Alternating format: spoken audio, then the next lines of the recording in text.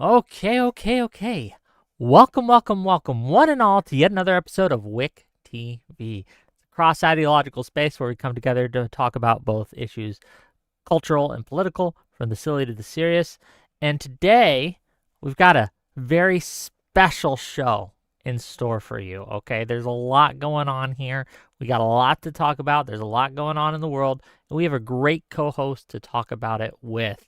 Lumi, tell people who you Hi. are, what you do, and why we should listen to you. Go ahead.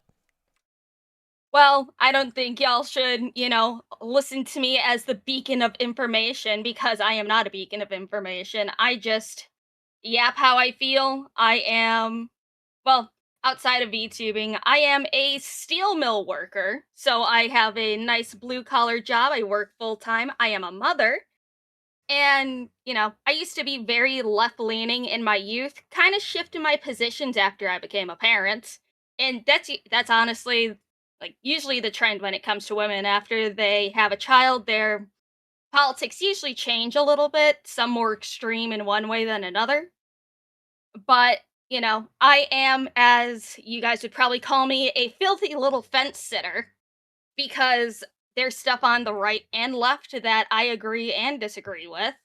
There's things on the extreme right that I hate. There's stuff on the extreme left that I hate. I am always willing to learn and listen to new information. I change my opinions as times go on. I'm not.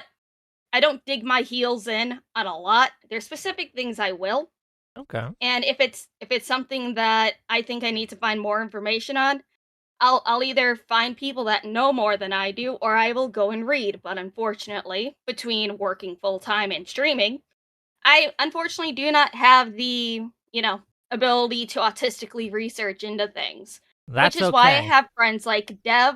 I have friends like when I get to talk to Taftash, she talks to me about things. I have friends like Arch. I have friends all over the political aisle, honestly. Well, Wouldn't we'll change see if that for the world. we can't make a few more friends today, okay? Or maybe enemies. I guess we'll see. There's also so today, just to let everyone know what's going on, okay? We're going to be taking your calls as we talk about different subjects and different things. So if you want to call in, how you do that's pretty easy. If you're on Twitch, hit exclamation point Discord. And if you're on YouTube, I've pinned the Discord link into my YouTube channel. Okay. You click that link. You accept the rules by clicking on my face emoji. It'll be under the rules page. You'll see my face emoji. You just click that. You'll be able to see all the channels. You go to the very top channel. You go to backstage and you click there. And then when we're ready for you, we'll pull you in. And we also have something new we're trying out today. Lumi, could you tell us what that is? So, I brought up the idea to Wick because I know people on my channel enjoy tormenting me while sending me money. And I figured, you know what? Why not extend that offer over here? So, my community was nice enough to fund a shock collar, and I call it a shock garter at this point because it just goes straight onto my thigh. You can give Wick money and you can shock the hell out of me. Okay, Those so I don't know how this works. So she sent me this link thing, okay? Um so how does this work? Explain this. What is the 12? What is the volt symbol? What am I looking at here? Okay, so you see on the left side where you can increase the intensity. That basically shows how strong the shock will be. The duration you can have it last for like zero point 0.3 seconds to multiple seconds long. So it's set for 2 to 5 seconds now. Is that where we want it? I usually have it for like a half second because it's like Okay, how do I uh, adjust that then? I don't want to shock you for like a long time. you press on the duration and then you can choose point 1, point 0.3, shit like that. So you can have it at like point 0.3. Oh, this is the delay. Hold on. It's not the duration. I don't see a duration on here. I see the intensity. I see a vibrate mode. I see yeah, I don't see a length of Oh, time. oh, that's the a warning. So it basically beeps once to show me that a shock is coming. So Okay. okay, so your stuff it looks different than mine. Yeah, So the probably. intensity currently is at 12. So Yeah, that's fine. that's fine. Okay, can we test this That's out it. just like a test shock? Is that okay? Yeah, sure. Okay. It's like I squeak. I squeak like a mouse and my community loves it.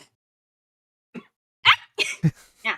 Okay, there's a bit of a delay. We'll turn that down, I think. But there you go, gang. So if you give us $20 super chats, right, we'll shock her again. It'll be fun. Okay. So if if you give more, I'll turn up the intensity. And if we can get enough, we'll turn up the intensity even more. Okay. So it's up to you, gang, what you want to do. It should be fun. So if you don't like our answers when you call in, um, that's one way to do it.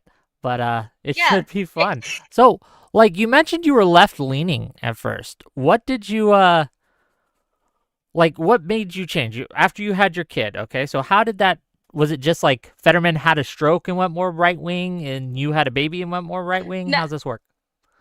it's like before I had a kid, I never really gave a shit about politics. All I knew is that rich people controlled the world. There's nothing I can do about it. Just kind of went with the flow. Just talked with my friends about how much things suck. I used to be very, very pro choice when I was younger. I used to be like, pro abortion, everything like that. And unfortunately, like the results of my pregnancy happened because of something not so nice and Oof. stuff like that. Yeah. And so I was in that moral dilemma on what I wanted to do. And eventually I chose to continue on. And I have a very wonderful daughter now. She's going to be in high school next year. And so Nice. just basic that just kind of changed my frame of reference. I started looking into like, you know, abortion policies, pro-choice, pro-life type things. It's like I'm not super I'm not super pro-life to where it's like, okay, no matter what, keep that baby.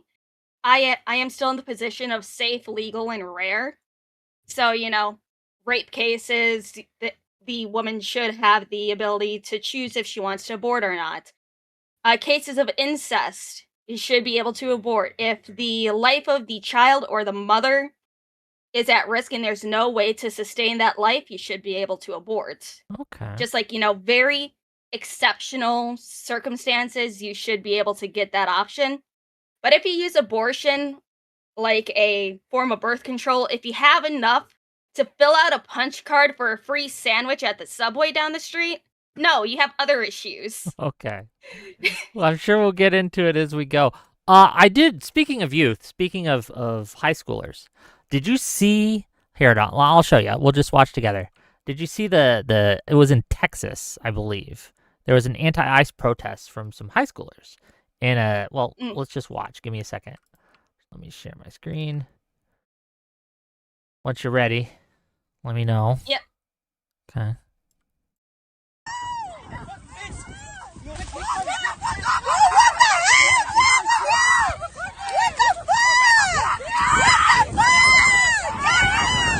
Let me just take his ass down.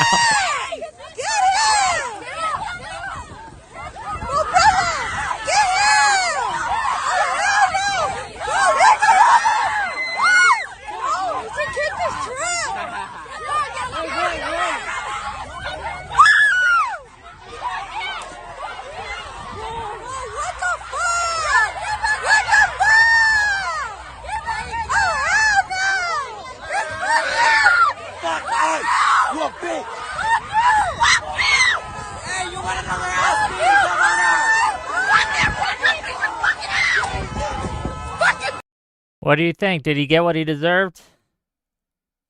It, it looks like it looks like he got out of his car just to cause some issues, and if that's the case and it was unprompted, yeah, he fucking deserved getting his ass beat by a bunch of teenagers. The little MAGA guy go and just beating the shit out of that woman, or trying to. And then they jump him. It's like I would love to see 2 minutes before the initial confrontation happened Yeah. because it's like Who knows? Maybe somebody decided to throw something into his car if his windows were down and shit, but that still doesn't justify attacking a teenager. Do you worry how violent I think that we're getting in Yes, politics? I've I seen this. that is one thing that I was voicing, like, okay, Go ahead. when the entire like Charlie Kirk thing happened, I actually did a stream covering VTubers and stuff that were celebrating his assassination and everything. And I also did the ultimate sin for people on the right on criticizing somebody on the right by saying, like, this person absolutely fucking insane. He was saying that, oh, we need to escalate, we need to start attacking these people, we like, if they're out to kill us, we should be, it's like, no, you don't do that. I was criticizing this dude saying escalation's not the fucking answer. We don't have the right to go out and kill somebody over difference of opinions. It's bad on the left, it's bad on the right. Then this person crashed out on me on their stream, and it's like, dude, I'm What sorry was what? you're a Hold on. He pathetic crashed out on racist you. face Why? because I criticized him. It's kind of silly. It's kind of silly. It's like, okay, this dude, he is off the fucking wall on his own business account because this dude panders to people leaning on the right-leaning VTubers, right-leaning content creators.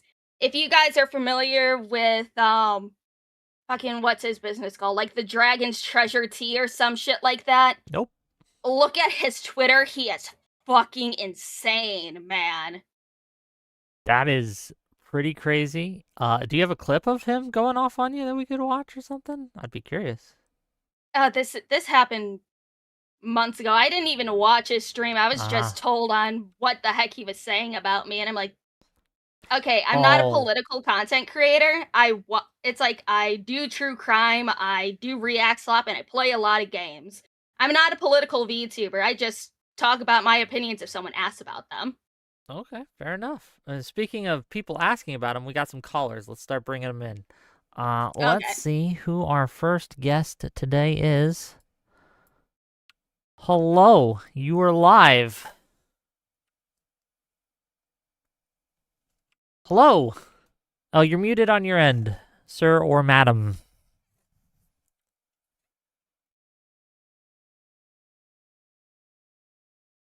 You gotta unmute yourself. This is great content. Hey, I just want to check because I'm driving. Oh, he muted himself Oh no, again? I did unmute myself. Okay. Hi, what do you got? You're live. Okay. Okay, I just want to check you guys can hear me okay. I don't sound like crap. You hold on. Just we're having trouble hearing you. Your audio is pretty shit. Okay, we're gonna move you back, and we're gonna bring in someone else. Hopefully, you can fix your audio, and then we'll try again. Okay. Hello, you're live. Hi. Is that me? Yes, that's you. What do you got? Oh, how do I say it? I live in a Wick. This is Wolfman. Yeah, hi. 64, married 43 years. My wife doesn't watch the news because can't handle it. Mm. She can't.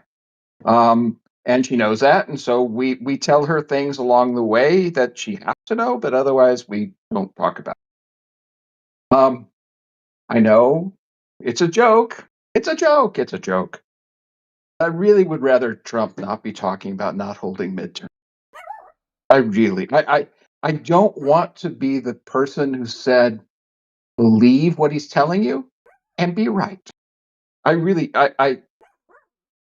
It's one of those things. The joke with some of my friends is that we're going from 1933 into 1934 right now. And that's a good place to be. So I'm trying to be positive and wonderful and all that stuff, but I try not to think about politics a lot because it's rather depressing. Oh, what you had said about abortion, I Mm. disagree with you, but you have the right to disagree with me. Not a problem. You do your thing. I'll do my thing. Mm.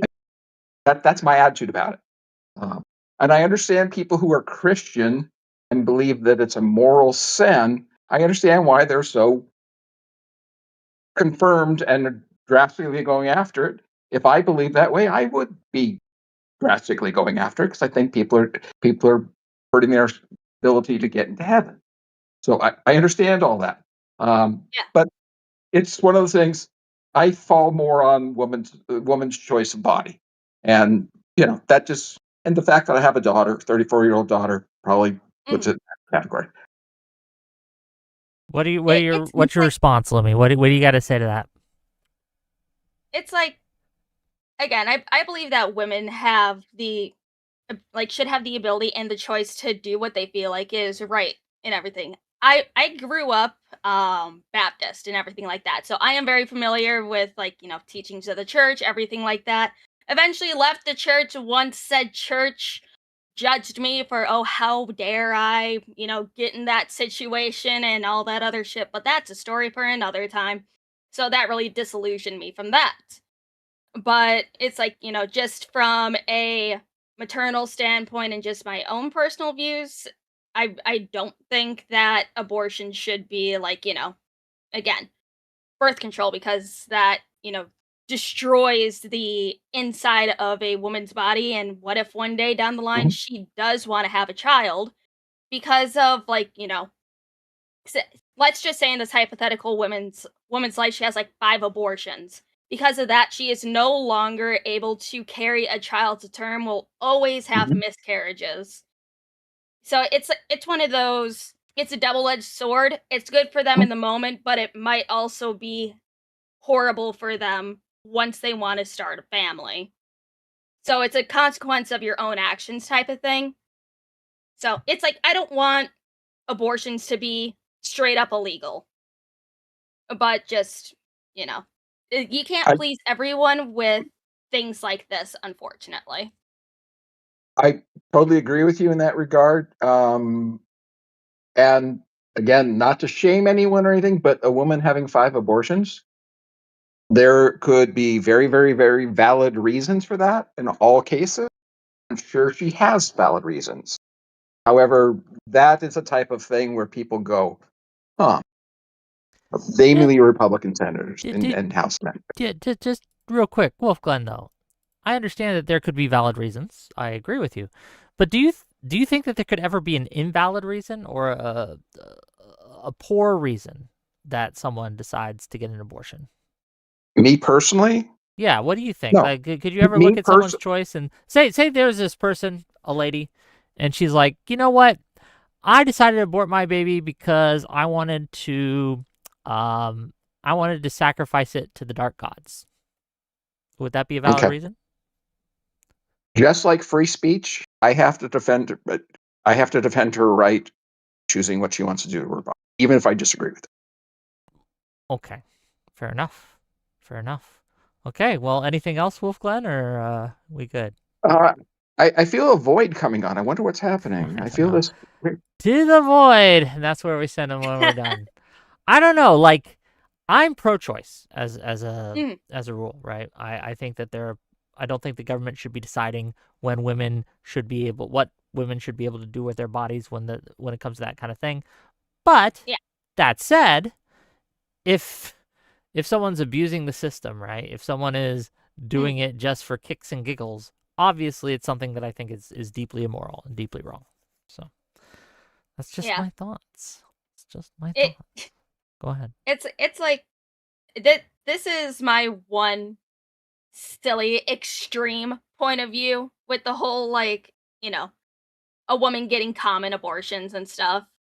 My extreme view, which I know will never happen, but just because I think that if a woman gets like 10 to 15 abortions in like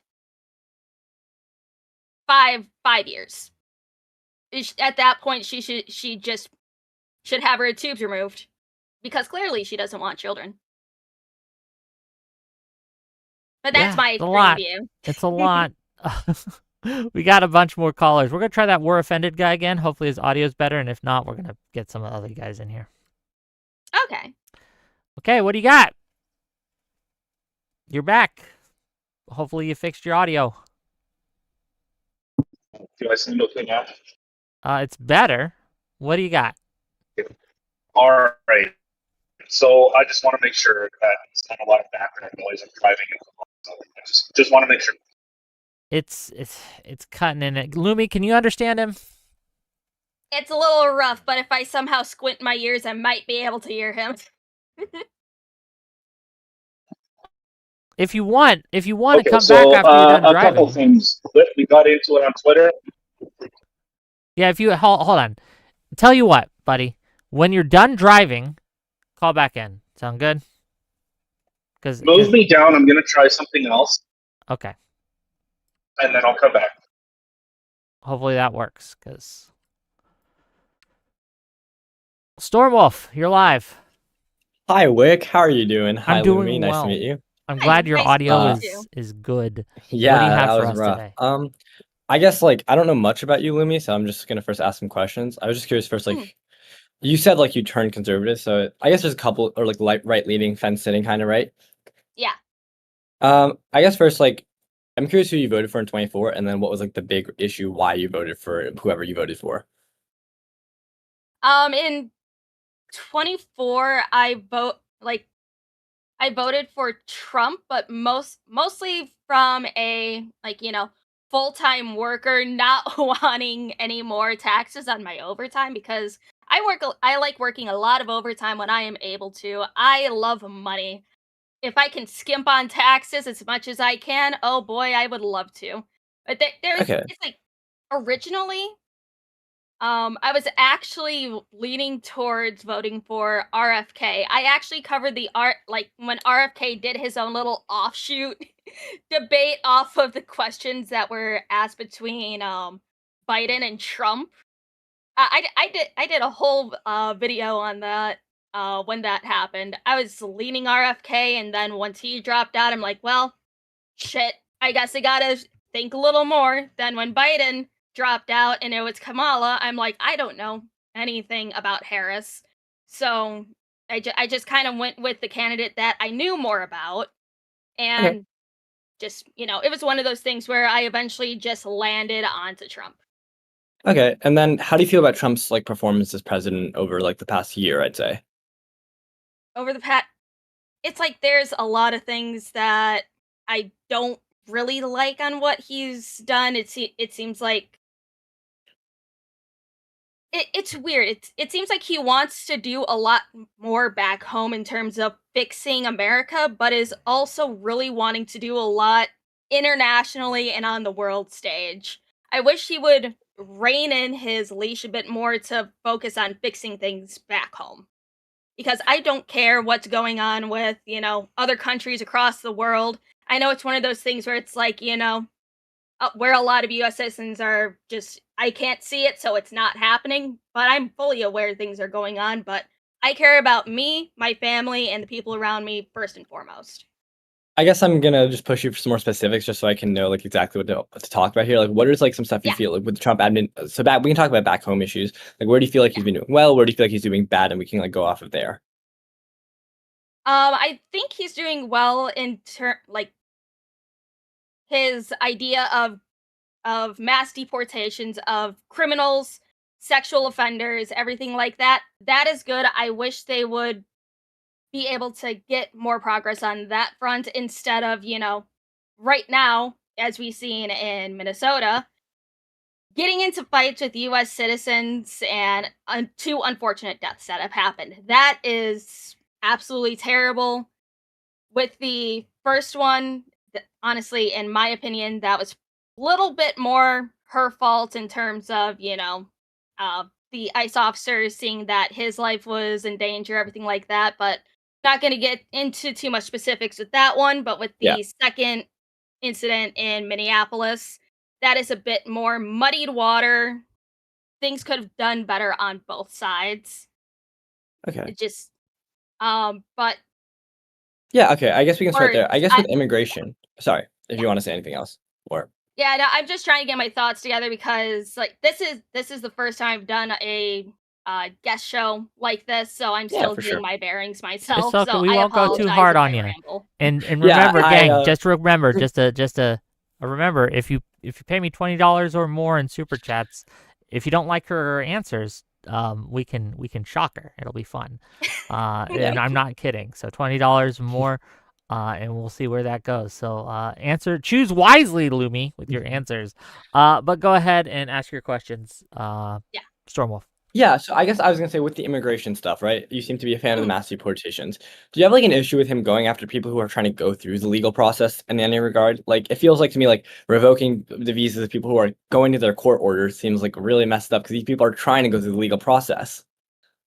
That is messed up to me. It's like if people are actively trying to go through the legal process of getting their citizenship through, like, every single proper legal channel, leave them be. They're doing their thing. We all know that the waiting list is years long for that. Go after the Yeah, I people who like, are known to be here illegally, not doing anything about it, and like this is one thing that mass point of contention for a lot of people, but I think it's something that needs to be taken care of is anchor babies. That it's like people coming here while they're pregnant just to have a child in the United States so they have a way to stay here legally.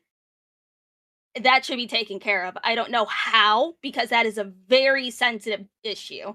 No one wants to yeah. separate families, but you can't just say, all right, this baby was born here, but, send them back with the parents. Obviously, that's not going to work either. So I'll get into the birthright citizenship in a second. I guess with the immigration, I'm guessing you're probably more in favor of deporting violent criminals then, right? Yeah. Is it an issue for you that like the Cato Institute did a study and they found that like majority, I think a large majority of the people that have been detained or deported have no convictions or charges, basically. From what I've seen from the articles that I just happened to see on Twitter or on my Google highlights, is that whenever they see or go into a household with one known criminal that is there illegally, they tend to have the habit of just taking everyone in the household to see if they are there illegally or have any records, stuff like that. I think they're casting a wide net when they find one person in a single location, because we all know that, like, for example, Mexican families have a lot of family members in one house. I'm half Mexican. I Is that how it know works? all 14 of my cousins lived in the same house for 12 I've years. So from my Latina friends and Latino friends, like I think that is kind of true. Culturally, it depends though. But Right. I guess my thing is right with that. I understand there might be like people in the house. Do you not think it's an issue then they're arresting people without probable cause? Like imagine a cop saw you with someone they had a warrant Well, for and just they real arrested quick. you. Just real quick. Oh, This is $20. Okay, we got our first 20 from Testicle Johnson. Okay. 54% of women's abortions report using contraceptive when they conceived. 50% of women getting a second abortion are more common among women 30 plus who already have children. Abortion as a birth control is a myth. Shocker. Okay, we did. it's like it's not entirely a myth. I know some girls that I went to school with that use abortion as a birth control because they are one sluts affectionate. It's like I love them. They're my friends, but oh boy, they need to learn how to keep their legs closed. So okay. it's That rare, sounds but it's not a horrible. myth. Where are they? How can I get in I touch? will say though that like I think this is the minutiae of cases.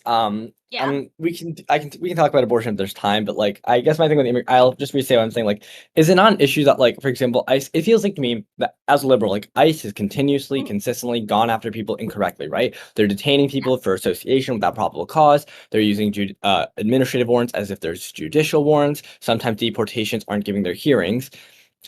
I understand mass deportations as a major issue to you. Do you not think, are you like concerned do you think it's like a major mark of a failure on the Trump admin that the way they're getting these numbers is by seemingly violating and even like, or not violating, but seemingly engaging in really cruel and like kind of, I don't know how to explain it, like immigration behavior we probably don't want from our country. It's like I get what you're saying and everything, but I also know from a, just people wanting to get single targets, trying to find said single targets. It's kind of hard. A lot of resources needs to be put into that. So that's why they do this kind of wide net to where, Sure, they but I just feel take like we've everyone had in, but I also feel like, children shouldn't be affected by this because seeing children being detained for just being there fucking sucks. And also it's like, It words, doesn't. please come to me. It's like it's hard to convey what I'm thinking no, but I get without, what you're saying. Yeah, I just get what you're having a saying. word Yeah, salad. I I don't guess it for me, I get why they're doing it, but it's Can it, complicated. I don't know here's the where I legal come yeah, from, though, can I right? processes just of ask all a that. question real quick, Yeah, actually? Mhm. yeah, sure. Just real quick. And this is to Lumi, and we're all friends here, right? Yeah. Is there a level of enforcement here that you would say, you know what? They're doing too much. They need to stop. I no longer support this. Is there something that could Um, happen? Like, what's your line, I guess? my line, just breaking into people's houses, busting down doors, going into schools to extract children, that's fucked. Well, I that's all honestly, happening now.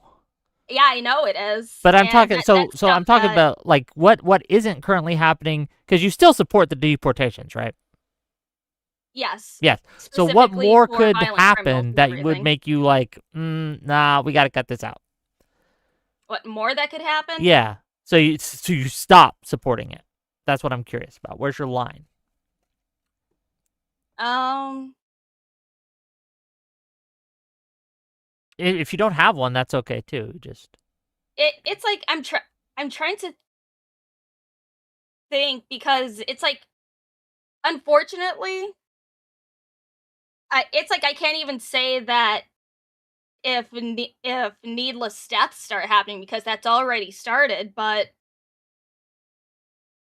Can I propose I don't something? know. Would disobeying Yeah. a court order be a line for you that they probably shouldn't have crossed? Like if a court told them to stop doing something and then they did it anyways, the Trump administration, would that be an order for like a line for you? Honestly, yeah, if Congress and everything told them like, okay, Well, no, you no, need I'm saying a to judicial court order. stop. Like, so I'm saying like, let's say a Oh, court like says, hey, for stateside court, well, it not can be, not well, you have stateside, but federal state courts and specific. state courts. You have federal Mhm, courts and state courts, but let's say there's an action that's being undertaken by DHS or the White House, and a court mhm, and like and a court reads a challenge and says, no, you shouldn't do this, and then they did that action anyways relating to immigration. Would that be an issue for you? Like, would that be enough to change your mind on like the type of immigration that they're doing? it's like it wouldn't have me change my mind full stop, but they need to completely restructure how they're doing things because Cool. Well, they that's have to be happened. more careful. Well, that's I happened. So see. there was a Okay. Venezuelan plane that was being flown out. Mhm. So the Venezuelans were not given proper notice. Yep. Trump has been using the Aliens Enemies Act, which is like this really archaic law from the 1800s, in order to Mhm, deport people, and allows for him to have expedited due process. The key thing is mhm, that you still need to have due process. The issue is the notice that they were given did not give them enough time to challenge in court and ask to like mhm, have a judge review their thing. So they didn't have, so they had to file for a TRO. The TRO had to be filed so quickly, and but the TRO was filed before the plane took off. But the Trump admin flew mhm, that plane off anyways. Then when they said you have to fly the plane back around, the Trump admin said no because they were planning to challenge that TRO. I don't know if you know what TRO is. I realize I'm just using jargon. It's a I have no temporary idea. restraining order. It's a temporary restraining order. It basically means like stop this action until further review from the court. Um, Okay. Now, I will be honest. This was eventually challenged to the Supreme Court, and the Supreme Court did say the TRO was invalid because of how they filed it. It was like a procedural issue. But Mhm, my point being is that they were given that TRO, and they said no, not because they hadn't, not because they knew they were going to win in court, but because they were just planning to take it to court. Is that an issue? mhm. Like, is that enough for you to say like clearly Trump is not obeying like the Constitution and stuff like that? Honestly, it's something that I definitely wanna look more into and stuff like okay. that. If you my DM should be open if there's things that you would like to send me so I can read over them, that would be awesome. Because it's like, again, my my news and stuff mostly comes from whatever gets pushed over to my phone and everything Yeah. like that. So I would Yeah, I I would love also to I would love to read those. Yeah, I think you said at the beginning, like, you don't autistically read stuff. I do, and, like, I read a lot of court cases and stuff like that. But yeah, Yeah. We have a lot of I guess autists here, apparently, in the Wick TV I mean, hey, sphere. I appreciate it. I have a Yeah. bunch of autistic people for military history, Warhammer 40K knowledge. Then Yeah. I have Dev for things that he puts into my DMs. So Dev's great. We love Dev. I will say though, so like assuming everything I just said was true. Last thing, then we got a cycle. Yeah. Yeah. I guess Yeah. assuming everything I said was true, would that be enough for you to say Trump is clearly violating court orders and engaging in practices that make the way he's carrying out immigration wrong? Yeah. All right, cool. Thank you so much. Hey, thanks all for right, thank coming, you for the Stormwood. talk. All right, see y'all. Bye. What a nice young man. What a nice He is gentleman. nice. Yes. I hope he sends those over because I like learning new things. And we all could learn new things. And it's always good to get more information from different sources and things like that. Mhm. Okay. Look, gang, a lot of you have joined backstage, and I'm going to be real with you. I don't remember the order which you joined. So we are going to just take them as I see them. Okay. And we will see how we go. Let's try. Well, do you have a preference for anyone? Is there anyone you see? They're like, oh, let's try that one. I don't know who any of these people are, so I leave it to you. Oh man, this is a lot of pressure. Okay, I don't know what we're gonna do. Let's try this guy. What's up? A lot of pressure. Mute the stream. Mute the stream. Yeah, I'm back. Sorry, okay. Hello. Hi. Hello. So I was listening. I just as on the top, you called yourself a centrist, and I will say that I was very much not surprised to learn that you voted for Trump. Does that information mean anything to you? When I say that, No, go ahead. not really, because again, like how I said originally, I was going for RFK, and then eventually Kamala came along. Don't know much about her. I knew more about Trump. It's like I don't know. I don't like not voting because the whole oh man, I could put my vote towards this, but I also don't like wasting it. Yeah. I just like this is kind of a minor point, but like, do you know anyone that calls themselves a centrist that hasn't voted for Trump? Who hasn't voted for Trump? Yeah. I know a handful of people. Okay. I don't, but we can different circles. You mentioned like so I'm very curious. Like, I think you said that like RFK Jr. would have been your like top pick, like if it was viable. Can you talk a bit about that? Like, what did you like about him? I did like that he wanted to. Man, I gotta think back on his old policies because it's been a while since I looked at his stuff. But I did like that he wanted to. Fuck, memory. I can hardly remember my own You know what? It's stream okay. It's schedule, let okay. alone. Look, you can just say God. it. He did a lot of pull-ups. That was impressive. Okay. You did a lot of things. Oh yes, it was the pull-ups that got me. Who knows? What are you? So with the mention of RFK Jr., I think it's poignant to ask. What are your views on vaccines? On vaccines, I'm not a non-vaxxer. That's for fucking sure. Do you think that RFK Jr. is? If didn't he want to cut down on a lot of the quote unquote filler vaccines or some shit like that? Because I know. What is That it? is Hold his on, favorite just real thing. quick. There's a lot. What's a killer vaccine?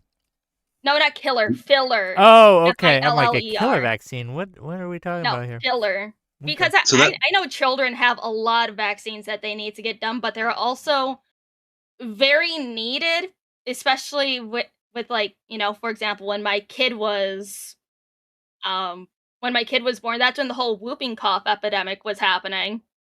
And, and that wasn't, Yeah, that what's was a expedited by a lot of non-vaxxers and everything like that. Do you think that maybe RFK Jr. maybe contributed to that a little bit? Should have what? Sorry. Do you think that maybe RFK Jr. contributed to that a little bit? After seeing some more of his stuff, yeah. Okay.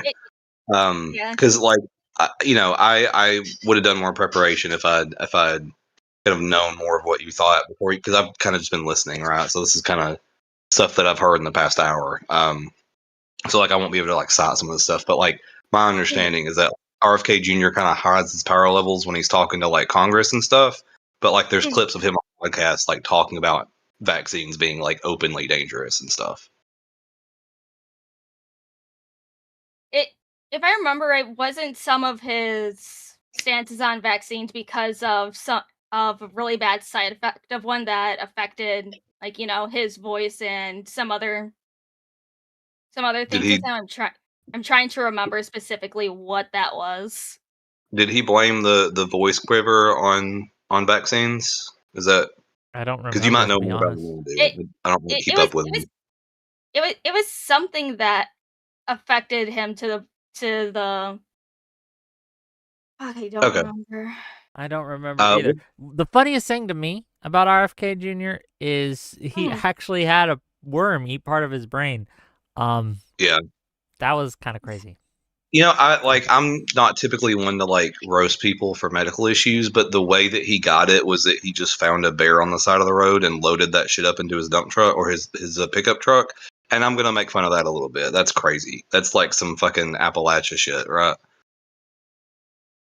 Have you ever eaten bear? Lumi. You know what? Have I I would eat eaten a bear. bear? Yeah. No, but I've eaten alligator, eaten crocodile. Man, I How love about some. squirrel? Have you ever had squirrel? I had squirrel a few days ago. Oh, $20 more. Oh,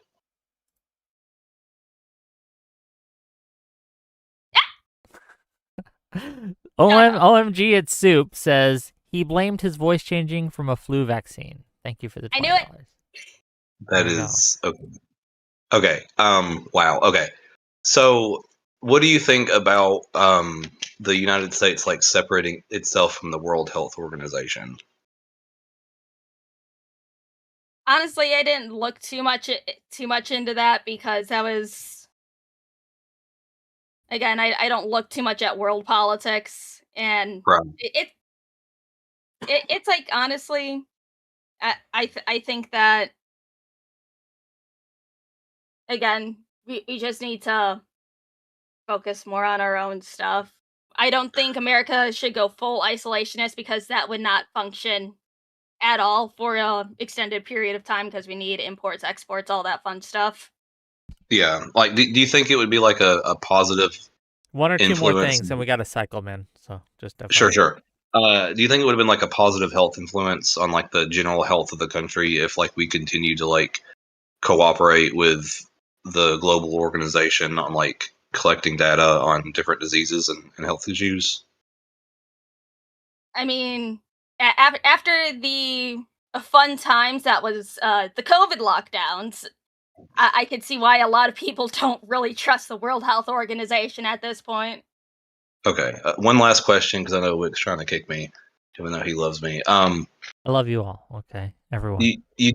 You did mention that like you care about things that affect you and your family, and then very quickly after that, you mentioned that like you were really concerned with the concept of anchor babies.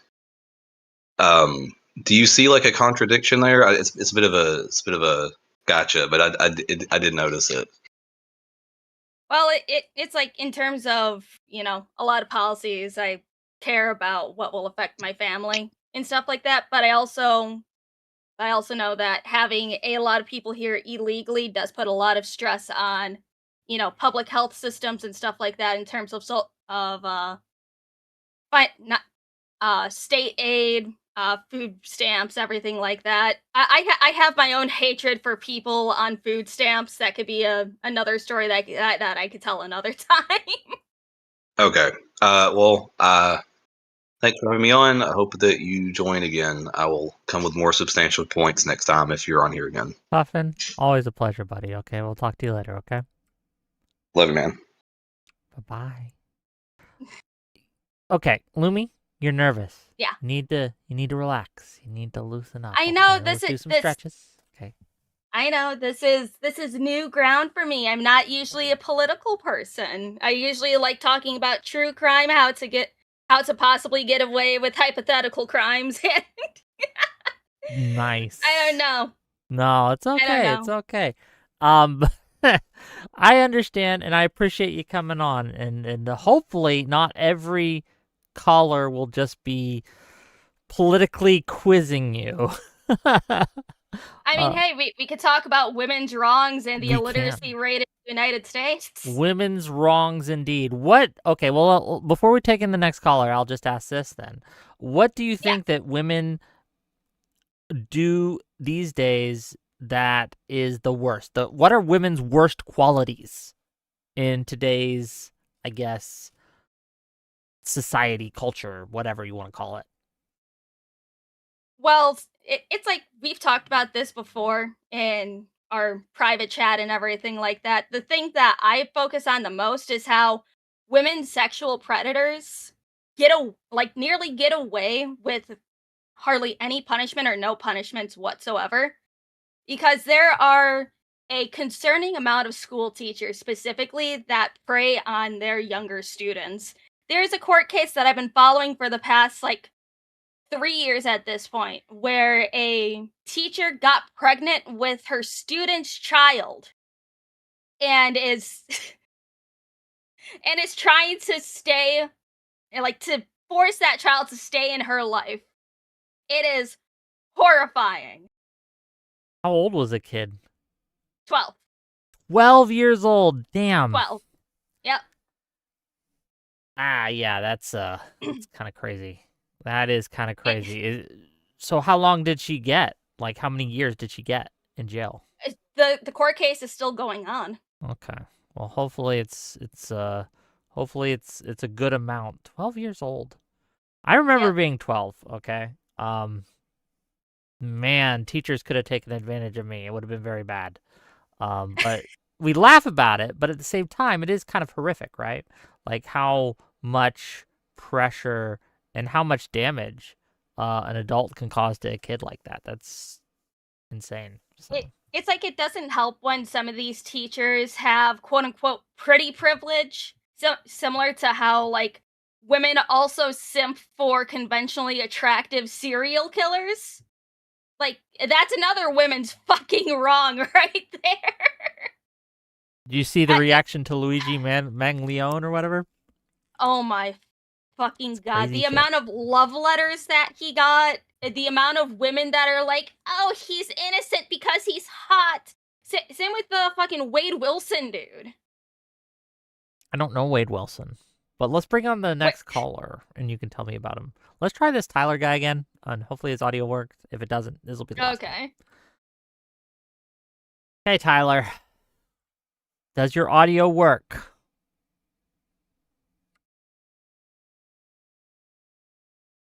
He may still be dead. He might be. Well, we tried. Okay, he's here. What's up?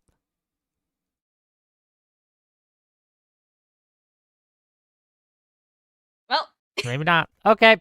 Nope. Oh well. We gave it the old college try. Okay, what's up, Aaron? Howdy. Hi. Sorry if I sound like shit. I'm really sick. It's okay. Oh, I'm getting there too. I just got over sickness. I was sick over the weekend. But I'm better. Flu season, am I right? True. Gotta love it. What do you got? All right, Lumi. I What's up? don't think you're actually a centrist. I would like to think so. I understand, and I think I agree with Dev that you're just kind of a rightoid.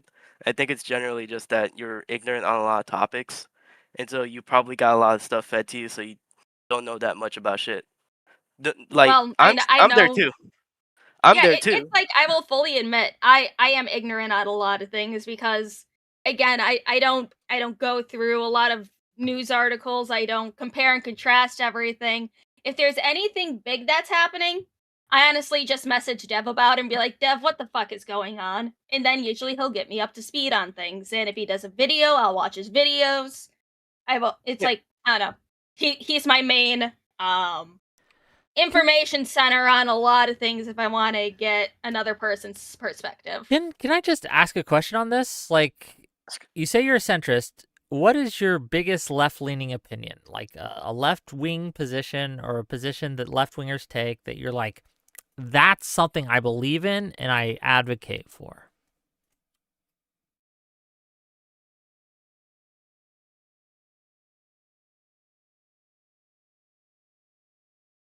Hello? The gears are turning. It's like for me one Yeah. one left-leaning position that a lot of people on the right don't like is that I fully believe that, uh trans people have the ability, should have the right and ability to be able to transition uh when they turn the age of 18 and stuff like that. I don't believe in minors transitioning surgically, but if they want to socially transition when they're a teenager, that is fine. But the one point that some people do disagree with me on is I believe that if they do not want to label, gender dysphoria as a mental disorder, then all surgery should be cosmetic and should be paid out of pocket and not covered by state aid. But if it is a mental disorder, then state aid should be able to cover it under their insurance. Okay. I mean, that does answer my question. So I wanted to approach you on the issue of deportations and immigration, because I'm someone who also did vote for Trump in 2024, because I am ultimately pro deportation, especially of illegals and Hold here on, committing Aaron, crime. do you regret your vote? Yes, Okay. Continue. it has. Yeah. So, uh so ultimately, I am pro deportation. I want these illegals out of my country because it is ultimately a stain on our sovereignty that we allow people to get in here and try to reap the benefits of our country. But I also understand that it is an impossibility to expect to deport all of them. That's just not feasible. We should focus on deportations the way Obama did, which we enacted on warrants and stuff like that, because that generally worked better. But obviously, Trump is not going that route. He's going for sending a massive amount of agents into different states. But I think he's going too far. I wanted to get your thoughts on that. I do believe that. Sorry. I do believe that a lot of the deportations that are happening are they are going too far because it's resulting in a lot of violence from both ICE and from the protesters and stuff like that. And that's one thing that I don't want to see is citizens fighting citizens. And for example, say if ICE has a warrant to go after one specific person and a bunch of protesters try to stop them. That's one thing that shouldn't be happening.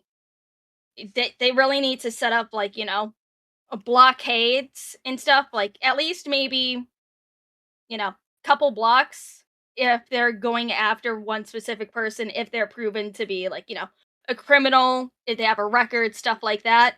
They need to be able to have more preventative measures from having confrontations similar to what happened in Minnesota.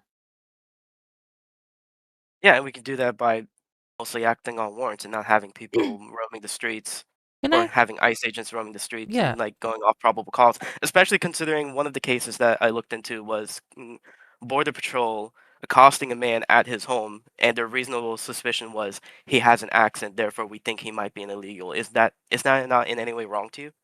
Oh, that's retarded. Exactly. And it's so interesting whenever I talk to actual right-ways and they're like, "Well, yeah, there is reasonable suspicion." I'm like, "Are you fucking kidding me? Are you telling me that you would be fine if I'm talking in Spanish to some of my friends or whatever, because I am Hispanic as well, and that I should be accosted by ICE or CBP because they think I'm a fucking illegal?" That's insane to me. Speaking Yeah, speaking of that's stupid. speaking of stupid and insane, there's a clip. It's real quick. Of an interview on the Daily Mail. I think it was the Daily Mail. But JD Vance did an interview, and I think it's worth seeing this little clip. Give me a second, and I'll put it on my screen here for us. You guys got it up? Is it there? Can you see it? Yeah, I'm looking. Yeah. Yep, I see it. Did you plan to apologize to the family of Alex Preddy For what? for, labeling him an assassin with ill intent? Well, again, I just described to you what I said about Alex Preddy, which is that he's a guy who showed up with ill intent to an ICE protest. No, but if it is He's determined, if it's determined that his civil rights were violated by this FBI investigation, will you apologize to that family? So, if this hypothetical leads to that hypothetical leads to another hypothetical, it's a real case will that's I open. do a thing? And again, like I said, we're going to let the investigation. What do What we a think? fucking slime. What a fucking slime. What do we Absolute think? If fucking it degenerate. is proven that his civil rights were violated, then an apology needs to be said. I think I would go farther. I think he needs to apologize right now. I think we know, based on the evidence that has been presented, that he wasn't trying to massacre cops that day. And that's what this administration said, that he was trying to massacre cops. They said he was brandishing a gun. That wasn't in the video at all. They made up all sorts of things and tried to smear this guy. So Yeah, when even then, the JD even Vance then, asks the guy for what, he knows damn well for what. And this is the thing that, this is why it's hard for me to understand centrists. And no offense, Lumi, right? But I just don't understand how we can look at that and say that JD Vance, Trump, or any of these guys, why would we ever give these people power? I don't understand it. Maybe you can help me. I mean, it's like you could probably say, like, ask. God damn, I am getting sick. You could probably ask the same question if, like, if Kamala won and her administration was doing the exact same thing. Would you guys still be demanding the exact same thing? Like, Yes. what do you mean? Can you repeat that, please? I'm sorry. Just Yeah. Say that all of the same stuff is happening, or not the exact same stuff, but say that, like, something that would get right-leaning citizens to protest on something that is very heated, and the Kamala administration, Harris Kamala administration, sent in, say, the ATF to break down doors and search for illegal Yeah. guns or something, right? No, yeah, I'd what be if against the that exact too. same thing was happening, you would be demanding the exact same thing. Yeah, They need to apologize right well, now. not only apologize, but they need to make it right. Restitution. People need to be fired. Whoever they put in charge of the ATF, if they were doing that, needs to be shit canned. They need to materially recompense people whose rights they violated. They need to release people from jail that they've imprisoned wrongly. All these things, absolutely. And again, I'm not saying that Biden or Obama or Clinton or any of these other presidents were perfect. There's plenty of things that they did I think were wrong. But there is this level of malice and incompetence with the Trump administration that I can't get over. I don't know. If I may. Go ahead, please. So, for all the faults that the Biden administration had, it was generally fine. I'd give it a C minus if I had to actually grade it in front of you. But in comparison to everything that Trump has done so far in just the second term, in just the first year, it pale in comparison. It's just absolutely demonstrable how far the administration keeps pushing its powers and all the dirty tactics. Because I believe Dev mentioned this before in the video that he made about the Alex Preddy case, that the Trump administration said, okay, we'll pull back all of the ICE agents if you give us access to all your voting records. And this is going this is coinciding with Trump having Tulsi Gabbard and the FBI do raids on Fulton County for very similar reasons, getting the voting records. And Trump has been recently saying stuff like how they should be nationalizing the vote in the upcoming midterms. To me, this is fucking scary. This is near dictatorial, and I think that while yes, the first steps we can get to for restitution for the Alex Preddy murder is firing Christy Noem because honestly, she's a semen tank retention for the fucking maggots. Other than that, the true poison is within MAGA itself and with the Trump administration. That is my belief. Fair enough. Thanks for calling in, Aaron. Yeah, take care. Later. Okay, let's see. I'm looking for a friendly face. Do we have any friendly faces in the chat? Like someone who's going to be friendly and nice and kind? I don't know. I mean, hey, we can shift focus to the illiteracy rates in the United States. That's always fun. That is always fun. What's with the illiteracy rate in the United States? I don't know. So apparently 21% of American adults are functionally illiterate. The reading and math scores for kids and teenagers in middle school and high school are at a concerning level in terms of being able to read past the 6th grade level. I think that's a I worry. What do you think about AI? Because I think AI is going to make that worse. I think that AI of course is it's going to make it worse. It's going to make it much harder for people to understand what they're reading because they don't have to read it, right? They can just put it through AI and get it to summarize. And it's I like am concerned about that. Between AI and TikTok brain, yeah, kids do not pay attention to anything anymore. Kids don't even want to watch movies anymore because they're too long. It's like I was talking to my kid because right now they're learning about World War II and the Holocaust, everything like that. Okay. And naturally you read Anne Frank's diary and all that. Her teacher said that they are reading the, cut down stage play version because the book itself is too repetitive.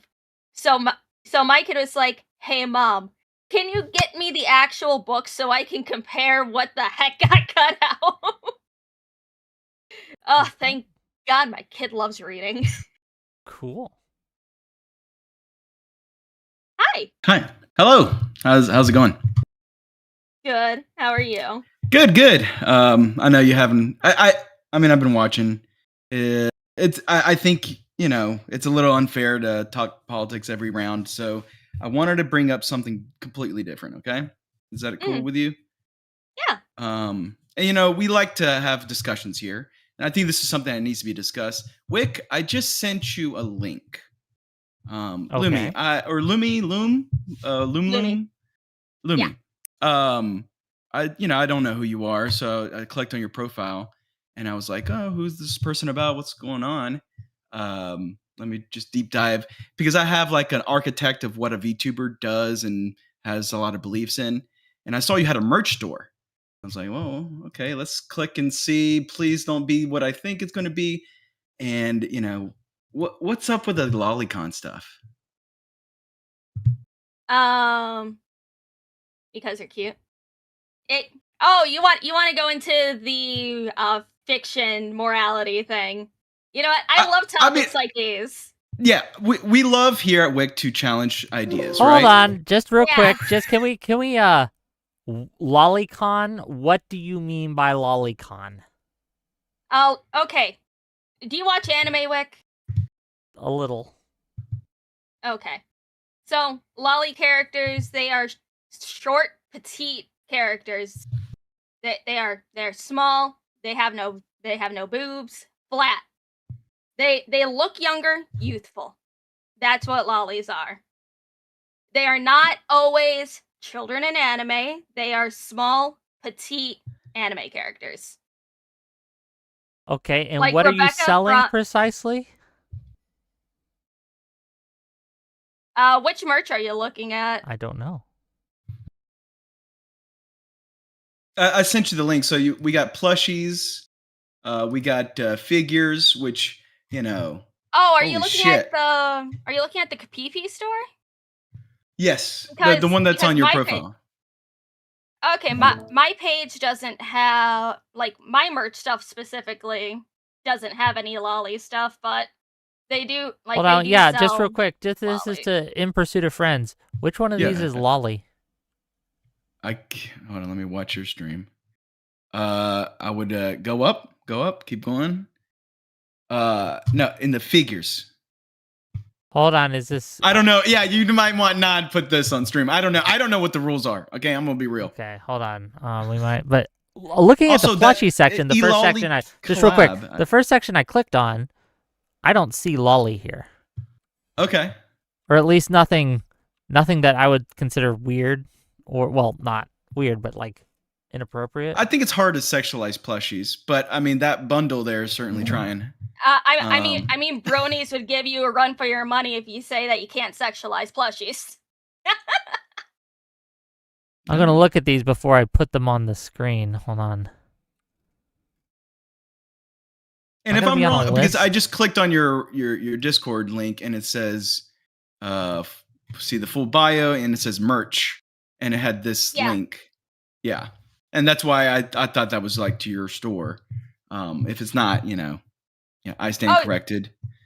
It's like I don't own the store, but the section that it links to, that's my merch. So it's like I don't have any lolly stuff on my merch. I have on the my site very that's voluptuous character. Gotcha. Yeah. But it's like it's fiction. It's not real. It shouldn't matter. I am very anti-censorship. If it's in fiction, doesn't hurt real people, I don't give a shit. It's like I enjoy Guro. I enjoy gore in a fictional setting and everything like that. I don't care. It's like I will write about as many fictional war crimes as I want to. So if someone wrote a And- story about a teacher having sex with one of their students and raising their child together, that would be fine. That's like It's fictional. it's fictional. Yeah. It's fiction. Okay. Okay. Here's a question. Do you believe that fiction affects reality? Absolutely. Why wouldn't it? And so you think that violent video games causes people to No, commit- that's going too far. But it certainly does change people's mental states, I think. Absolutely. I mean, it's like, okay, this is one thing that I have actually looked into because I believe in the right to, again, free speech, and writing about fictional content also accounts for that. The fan fiction website AO3 is, that is the cornerstone of anti-censorship, because unless someone actually posts real CSAM on there, nothing will be taken down as long as you tag accordingly. It has one of the most robust tagging systems where if you do not want to see something, you will never see it. So I firmly believe that, Yeah, but unless just you to are already severely mentally damaged, fiction does not, affect your everyday life. but there on have that- been studies. Yeah, go There have ahead. been studies where actual pedophiles were shown lolicon content. They say this doesn't do anything for me. Fair enough. There's been but when it comes to go ahead, Wick. Yeah, no, it's okay. When it comes to like fiction affecting reality, most like the Iliad and the Odyssey are fictional works, but they have had huge effects on our culture, on our society, on our on all sorts of things, and people are absolutely affected in very strong ways by some of these stories. I don't know. we have like cops and just military real quick, figures. Please. Like, so the idea that fiction can't affect our reality, I just don't buy that. I can go with you, like, not all fiction affects reality, right? But I think that it absolutely does and can and has before and will again. I think there's a difference between, huge works of fiction that have been passed down for decades and centuries, and some pixels on a screen that was just made about 5 minutes ago of a younger looking character. Yeah, but wouldn't you have a problem? Stop, please. Wouldn't you have a problem? Wouldn't you have a problem if someone made a fanfic story? They wrote a story about doing horrific things to you, right? Horrifically sexual things to you, and they started posting it everywhere. And they were like, I'm going to go find Lumi and do XYZ, and it was just the most disgusting shit you've ever read. That would affect you, right? It's like, if it's fiction, it's like, I can say, ew, that's gross, that's weird. I will blacklist you from my stuff, but I'm not going to call the police because you wrote a story. Well, we're not talking about calling police here. We're just talking about whether it affects you.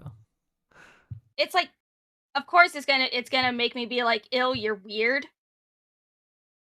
But it's like, I won't yuck anyone's yum. Shit like that. Go ahead and pursue. I mean, I just find it interesting that a VTuber, with, presenting a work of fiction with your big boobas, you know, is arguing that it doesn't affect people, when we know the reason why probably people tune into your channel is because of that.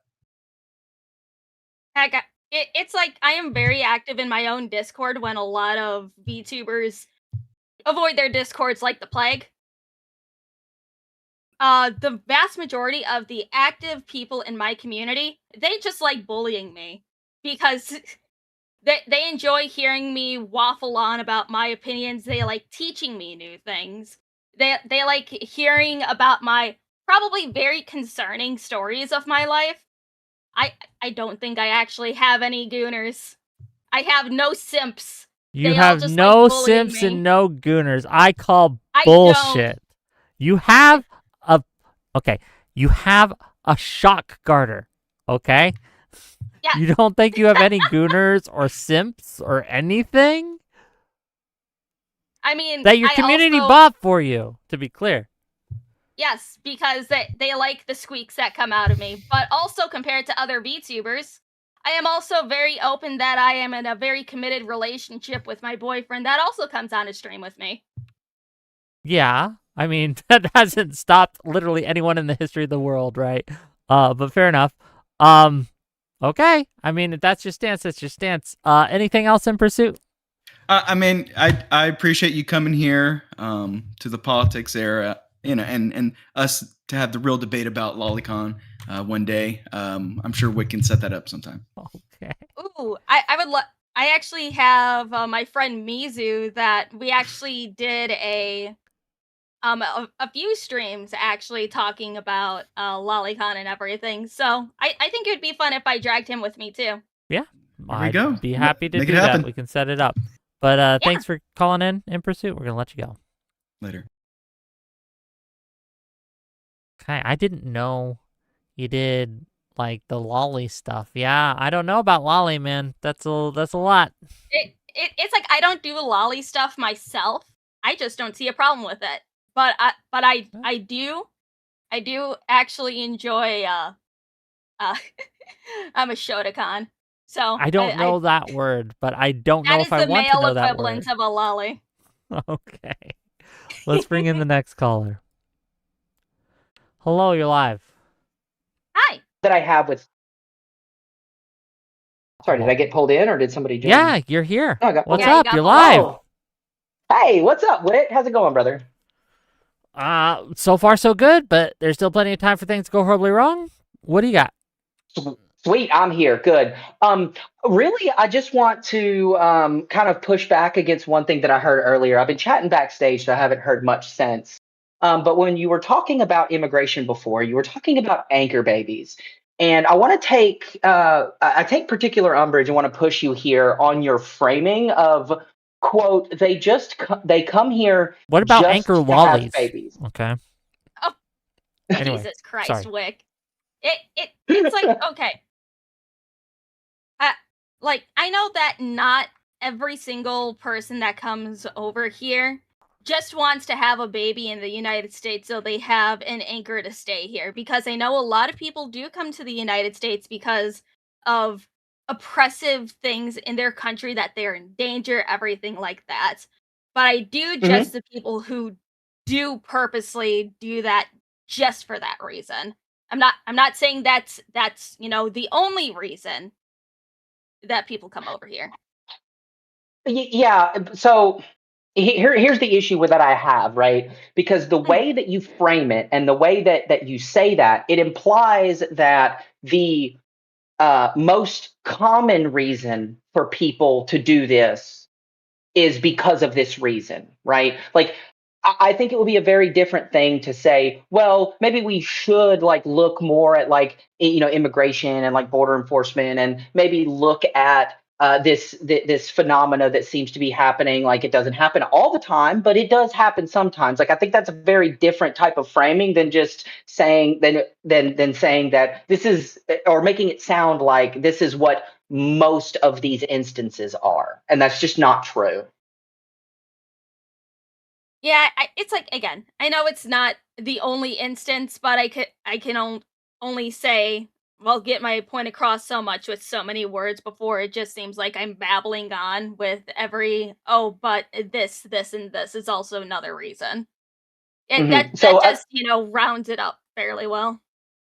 yeah, so I guess my follow up question would be, and we can move on to something else. I just wanted to address that one particular thing. Um, but my question to you is, out of all of the people, right, the pregnant women that are like crossing the border for that coming into the country and having babies here or whatever, um, what percentage of this entire cohort do you think are guilty of this, like, quote, coming here just to have anchor babies? Like, what percentage of this cohort do you think that actually like applies to or reflects? It is probably it. I know it's not a large percentage. It's probably not more than like 2%. So do you think that we should like use that as like a metric to like seriously consider what our immigration policy should be? It it's still a factor on what happens, because again, Right, it but all I have a it starts with something, because yeah, but I someone have a comes I have over. a one to yeah, I Mhm. have a 1 to 2% chance of getting hit by a car crossing the street, but that doesn't mean I don't go to work, I right? get what you're saying, but again, it's like, people come here, have baby, they plant their roots in, they never go through legal channels to stay here, they grow their family, they end up being here for 20 years, then they wonder, "Oh man, why am I getting deported? I've been here for so long, this is the only thing I know." Oh, well, sorry. Okay, so again, I ask you, what do you think we ought to do about that? Um, it's like my wishful thinking simple answer. You see somebody about to, very very close to having their child, they get detained at the border or shortly after crossing. You turn them right around and you put them right back. So we just don't let any pregnant people in? Is that If what? they're here illegally, you turn them away.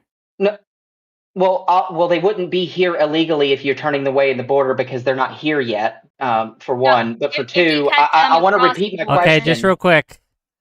Unfortunately, Lumi, we've gotten $50, so we're gonna turn up Ah, the shit. intensity. But keep going. I'll press it at some point while you're talking. Oh, Oh, that's mean. Yeah. So I'm just going to repeat my question then. So should we just stop allowing pregnant women across the border? If they're going through the legal process, let them through. If they Well, are the not legal process starts with thank you for the them 50. having to make contact with border patrol, right? Like, that's where it starts. So at this moment of interaction, should we turn them away simply because they are pregnant, because they might have the intent to come here and have an anchor baby?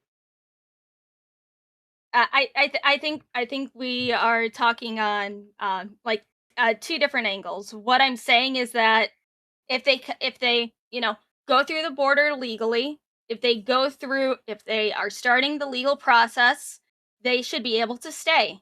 If they cross the border illegally through a cut fence and eventually found in the United States, seem to be here illegally, they should be booted back over the border. Okay, so I'm not going to address that second part because I'm still trying to address that first part, which you still don't seem to want to engage with, is that you keep saying that if they're here legally, right, what you're talking about is past, like time works one direction, right? For them to be here, right, and be engaging or be engaged with like the way that you're talking about, they first have to make contact with Border Patrol at the border. So at that moment, right, when you see when a Border Patrol agent, right, or or a guardsman or whatever, right, sees a pregnant lady walk up to the border, at that moment, should they be turned away as a policy or as a rule? Strictly because they might intend to have an anchor baby. They should be let through so then they can start the legal process. If they do not start the legal process within X amount of time, then they should be sent back. Okay, we're How do you looping just real determine- quick. We're looping Yeah. a little bit, so just one last Yeah. thing, and then we got to cycle, unfortunately. So go ahead. Sure. Yeah. No problem. I guess. I mean that's fine. I guess I would say that like I don't know if we can judge. Well, I mean we can, but like I don't think that this idea that we should completely overhaul the way that we view immigrants simply because of some niche case that happens occasionally, right? If that we do find that, if that does happen, then we deal with it on a case by case basis. But I think it's pretty clear at this point that this is not happening anywhere near enough for it to be a serious consideration for broad immigration policy. Okay. Like an overhaul of immigration policy. Well, thank you for calling in. I do appreciate you. We'll let you go. Love you. I love you too, caller. I love all my callers. Okay, even the ones who fight with me. Okay, it's just a way to get people's opinions out there, and I think it's just really I don't know. I like calling shows. It's pretty fun to me. I know you're getting grilled a little bit. Shows are fun. Yeah, I know you're getting grilled a little bit, but but it's like I expected it and stuff like that because again, I know I am not the most informed. I go off of my experiences, what I think from a blue collar worker standpoint, and the opinions of a woman, let alone a anime woman on the internet, don't matter much. But anime women don't matter, gang. Okay. No, you don't. And to be clear, gang, callers, you don't have to. You don't have to grill her. You can come and grill me, or you can just talk about whatever's on your mind. So, my dry bread, you can just ask her what her favorite Pokemon is. It doesn't have to be a grilling. And yes, Sordush, your $50 counts as half of that 100. So if we get 50 more, we'll turn it up even more. Don't worry. Okay. Caller. This is your fourth try, and I'm being very lenient with you. But let's get that audio working, okay? This is the last time I'm trying this, Wick. I'm starting to get pissed off. Can you hear me okay? That I can hear. You can hear me okay. I can hear you. There's a little delay, but we'll work with it. Okay. All right, I'll try my best. Sorry for the delay. I want to get a few clarifying questions first. Do you guys support the idea of socialized healthcare? What do you mean by socialized healthcare? Like healthcare is a human right. It should be free. No one should have to pay for it. Well, I think that ideally, the government should pay for it, but that isn't the same as no one should pay for it. I do think that government subsidized healthcare, like Medicare, Medicaid, has a important place, and I'd like more people to have access to it. Subsidies for Medicare and Medicaid, I think, are good. And I think it really helps people have access to the healthcare that they need. As for like a single player system or something, look, if you can show me one that might work, sure. But I mean, like, I'm for whatever gets the most people the best healthcare. Um, that's my position. What about you, Lumi? What do you think? I've never really liked the idea of, like, free healthcare similar to how, what was it, Canada does it, because the wait lists are very long, which is why a good amount of people from Canada come down to the United States, because they're usually bumped to the front of the line for things because their waits are horribly long for things. Did I answer your question? Okay, so I'll preface it with this. So I am Canadian, and we have obviously socialized healthcare, where the government pays for it, or the taxpayer pays for it. Let's be real. But our government likes to say that it's government funded rather than it's actually taxpayer funded. I think the idea of a socialized healthcare system is an absolute travesty in any civilized society. We could look back with regards to COVID. Remember, there were stories coming out of Italy where people were if they were of a certain age, the hospitals just said, "We're not going to help you. You're old. You lived a good life," and told them to go home and die. We had similar instances happening in Canada here. So I don't know if you guys are aware, but we have this super compassionate, super liberal bill or practice called MAID. Yeah, It's I'm medical anti-maids. assistance in Just to dying. be clear, I know what maids is. Medical assistance in Yep. dying. I'm anti-maids.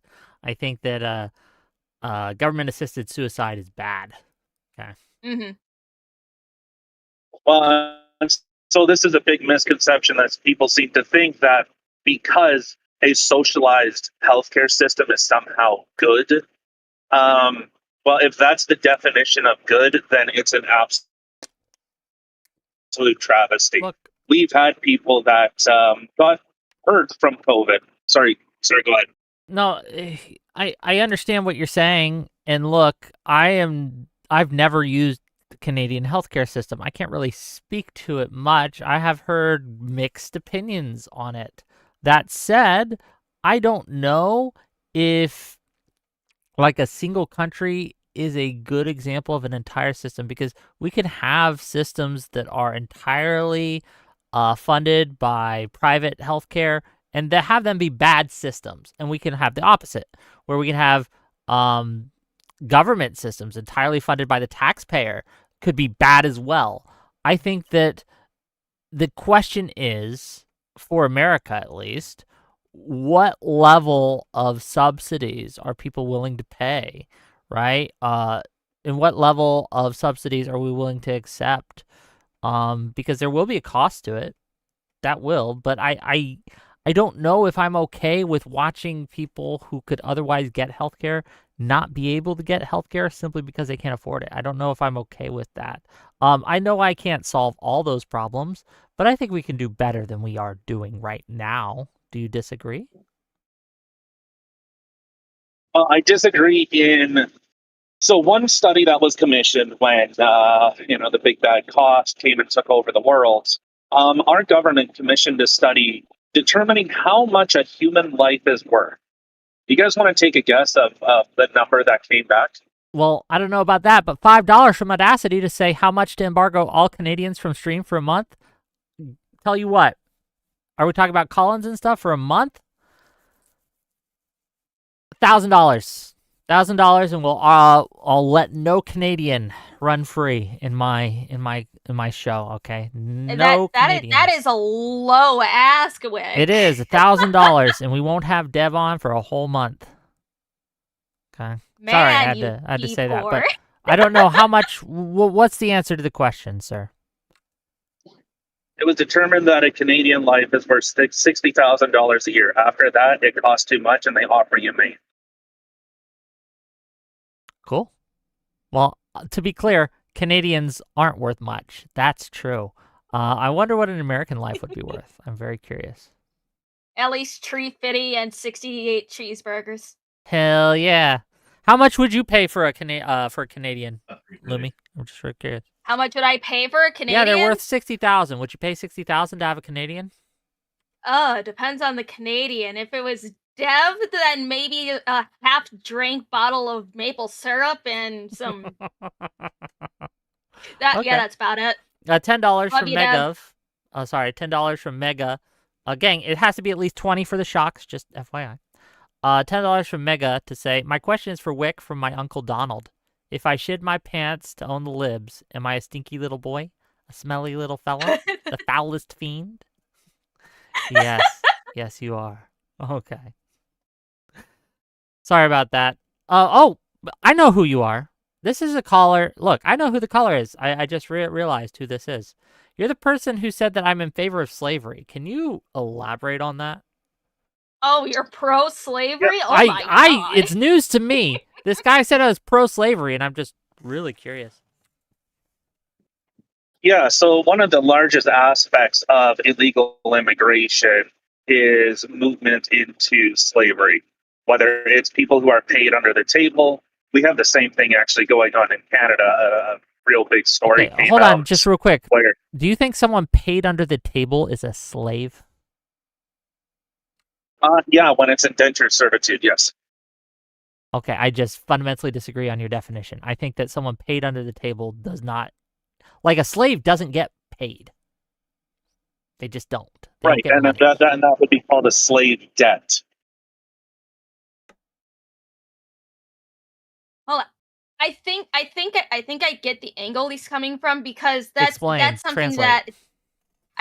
because this is something that I criticize with, like, large business owners being pro illegal immigration, because then they are able to, like, pay these people pennies on the dollar, very, very, like, nearly unlivable wages, but have them work, 80 hours a week. Yeah, I stuff look, like I that. am for... And then, No, I but get then what you're also saying. blackmailing them to, Yeah, that's... report them to ICE if they don't work. Yeah, I'm against that. That's bad. I think that this is one of the reasons that I like sanctuary cities, is because workers and illegal immigrants, or immigrants who may be here illegally, can report such abuses to the police without being afraid that they're going to get deported.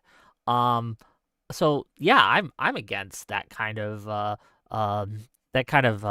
exploitation of the workforce. I'm not for that. Well, so then with your idea of ICE enforcing immigration and getting illegal aliens out, do you not think that that is a deterrent for preventing these coyotes from targeting children, from having these debt slaves that work for these organizations? Hold on. I don't know how that would dissuade them. If you want to dissuade this kind of abuse, you go after the people who are hiring. But you know who Trump isn't going after? The people who are hiring, right? Because that's his buddies. Those are his business friends. He's going after the immigrants themselves. Why would you do that? If I was against slavery, I wouldn't go after the slaves. I'd go after the people who are buying the slaves. So I just don't understand how that would dissuade the coyotes and stuff, because, I mean, like, any more than they already are, because that's just illegal and we catch them when we can. But I don't think deporting immigrants, wouldn't that just increase demand for their services? Honestly, none of the administrations really go after the large business owners who employ illegal immigrants under the table to keep until they running. do, nothing's gonna change, right? I'm not even for, like, illegal immigration. I don't like it. Mm-hmm. I would like to expand access for immigrants to get in here legally. I want to shorten the wait times by orders of magnitude, and I'd like to make it just an easier process overall. Sometimes it could take 10, 15 years to go through the process.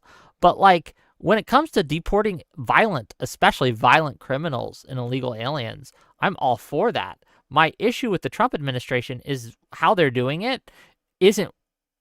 They're going after the people who are like following the system. They're targeting Well, by asylum definition, seekers. not. They broke the law to enter. No, they so no, did they're not following the system. If someone went in during Biden and they went in under the asylum program that Biden set up, that was a legal entry. But the problem is that Trump and them are calling those illegals when they're not. They came in here legally, right? And there's another thing. They're trying to just let me finish and I'll let you go.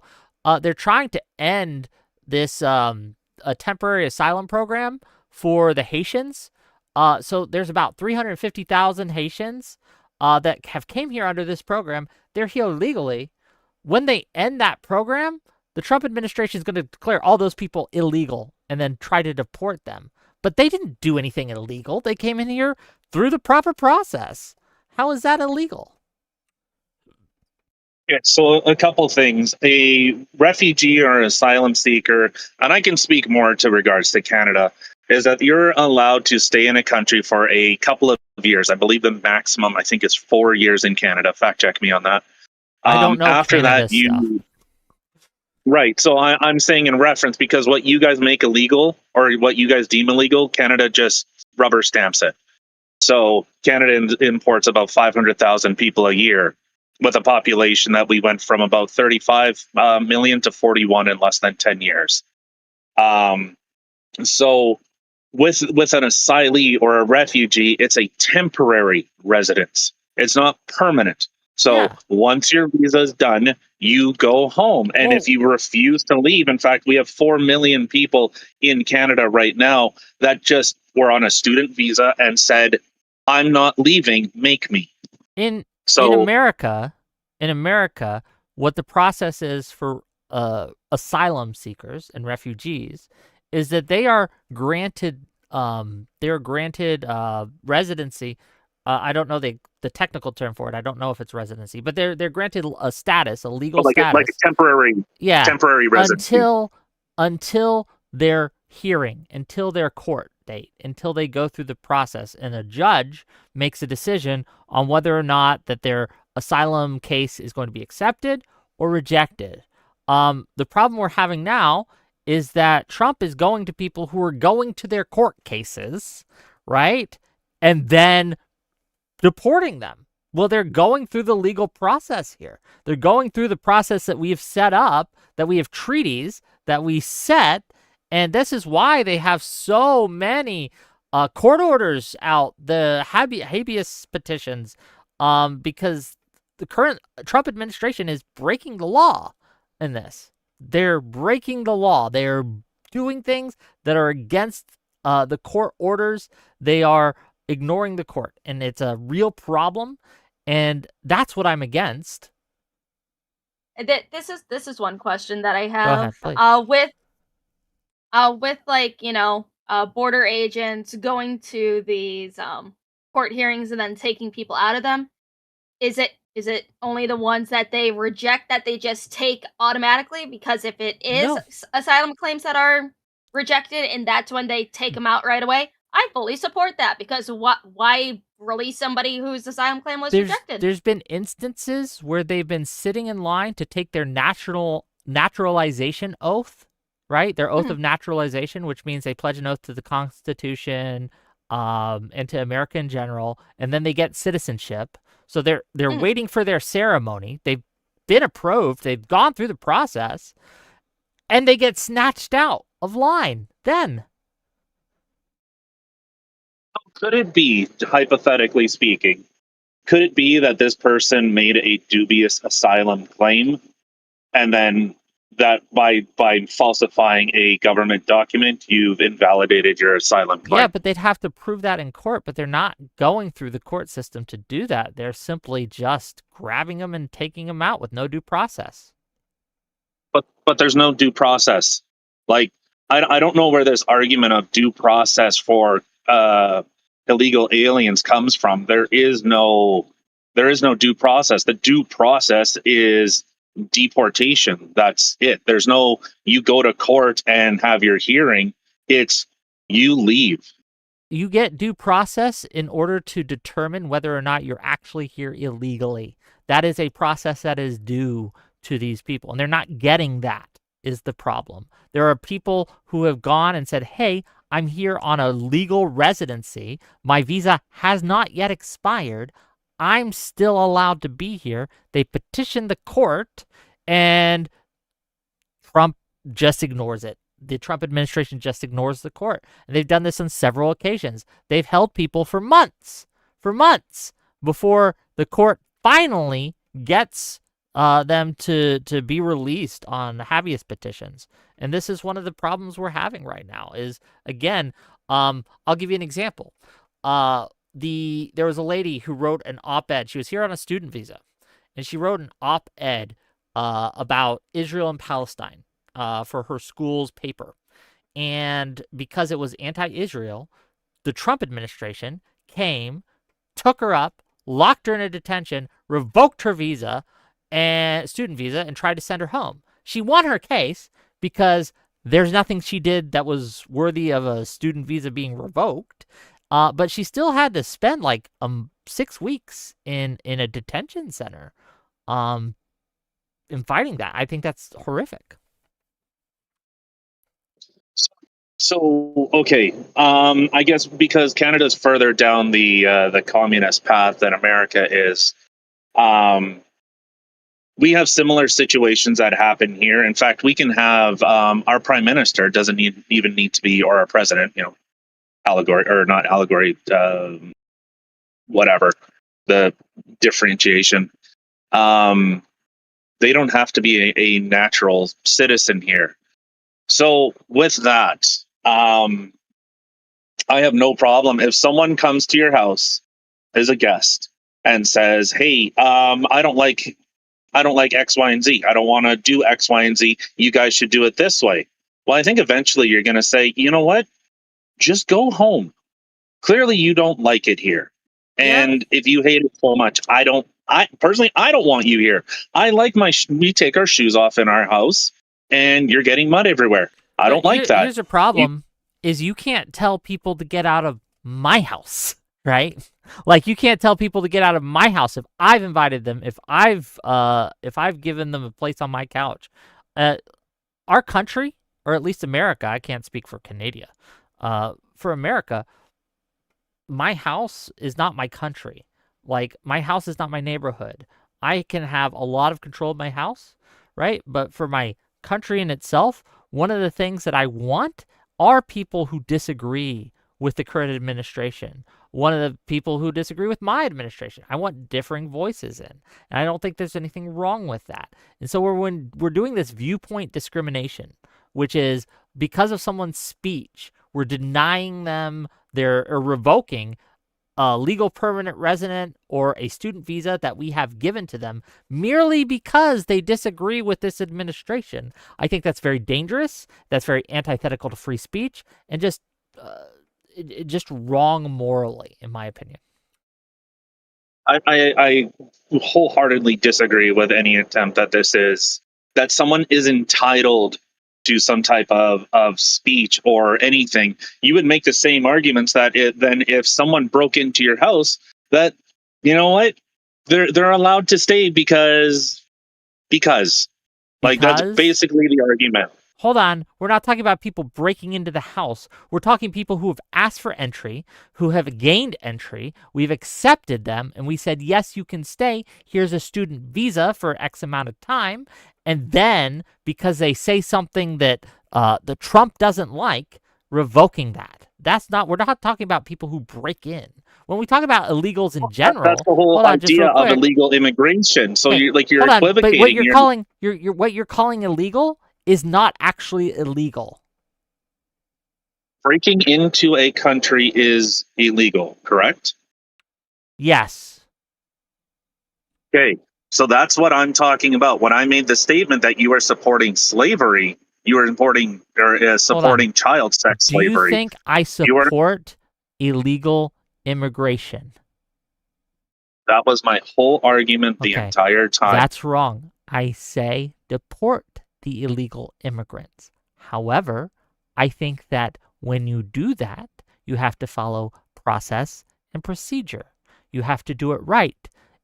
because there's a chance that you will get it wrong and deport someone who isn't actually illegal. And that's why these things are important. So we don't have innocent people who haven't done anything wrong, who've gone through the right process, getting deported on accident. I'm not talking about people that did the came in the right way.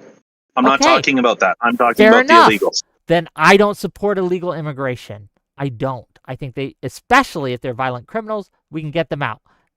Refugee seekers, asylum seekers aren't illegal. They didn't break in. They came in at a port of entry. We granted them a court date.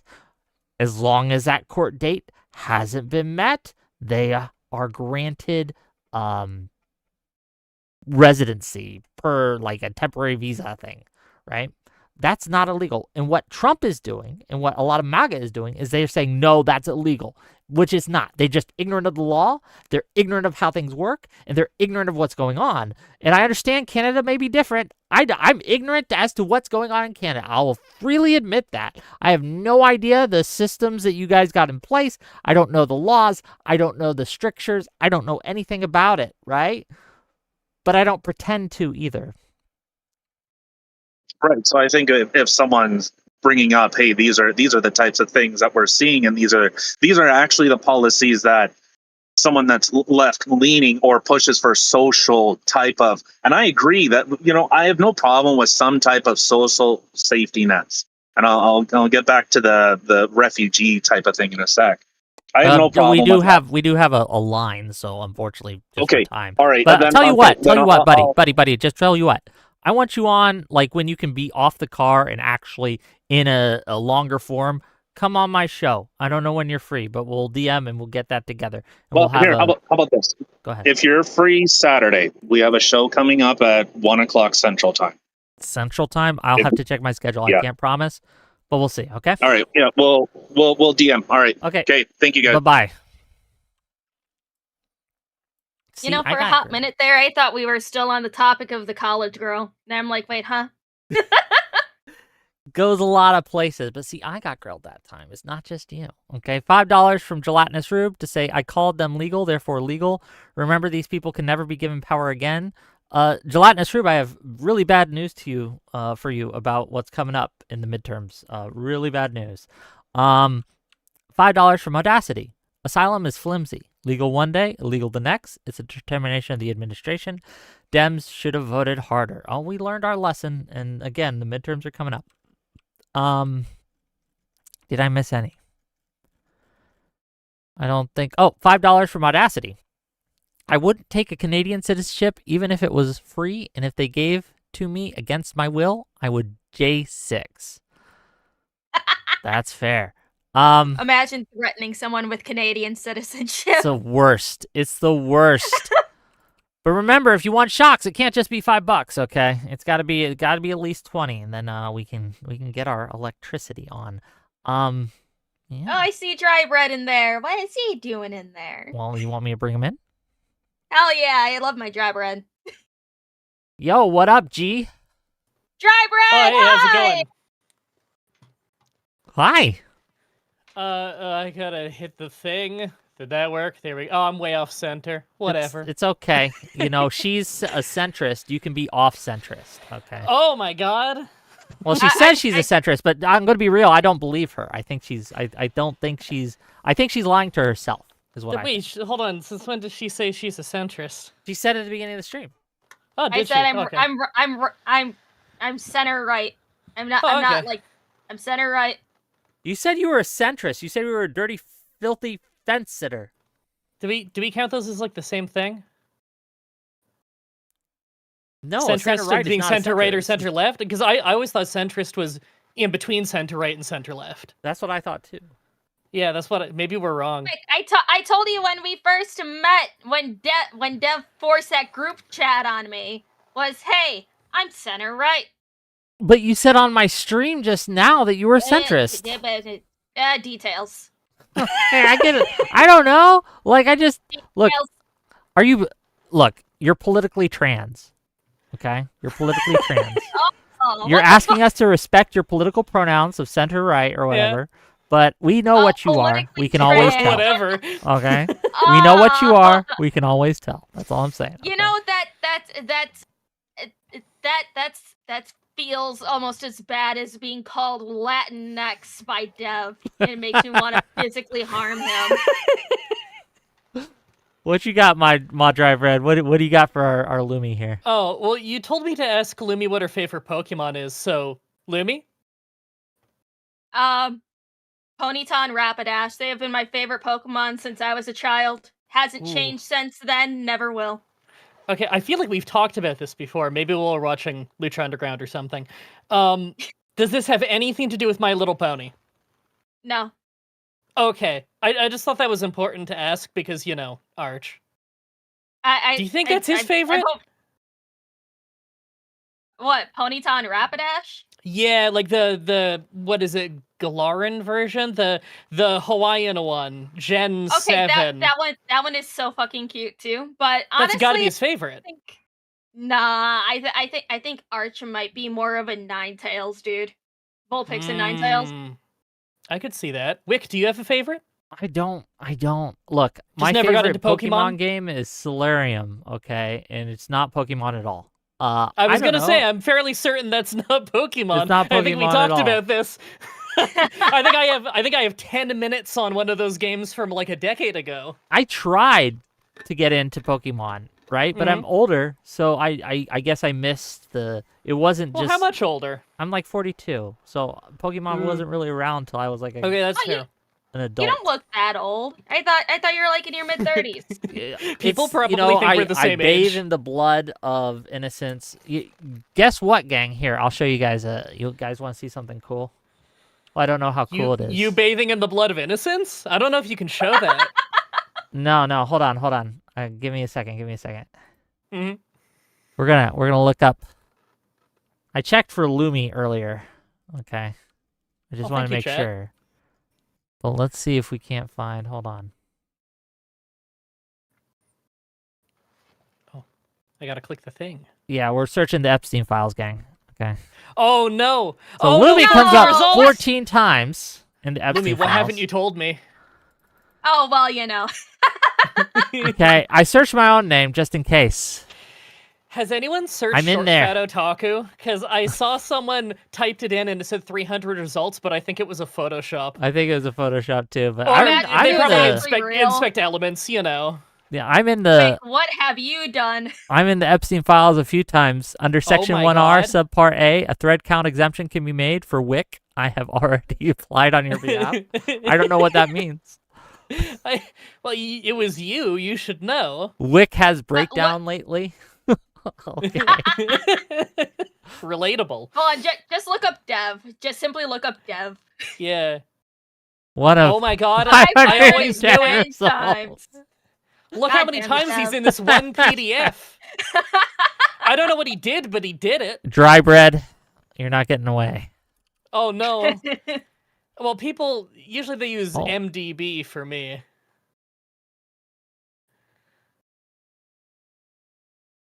Oh, 20 hold on. times. 20 results. 20. Was that more than Lumi? That was more than Lumi. Lumi was in Oh, there 14. no. You have Isabella date. Who is Isabella and why did you date her? Okay. On Wednesday, April 8th, That's 2015. private information, Wick. Oh, we're going to find out. We're going to look. Okay. Oh no. Busted live. Crazy. Anyway. I thought that was fun. Yeah. Oh, you that didn't is search fucking short. great. You didn't search Short Fat Otaku. I All did. one We word. searched Oh, Dev. Okay. He came up 510 times. Well, someone told me that apparently there was the sharing of some old Dev political video in the Epstein files, but I think they were probably joking. Yeah, I No think that was a fucking lie. I think they lied to you. way. Just That'd some be ancient Dev hilarious. video. Some political things. I don't know, Gamergate probably.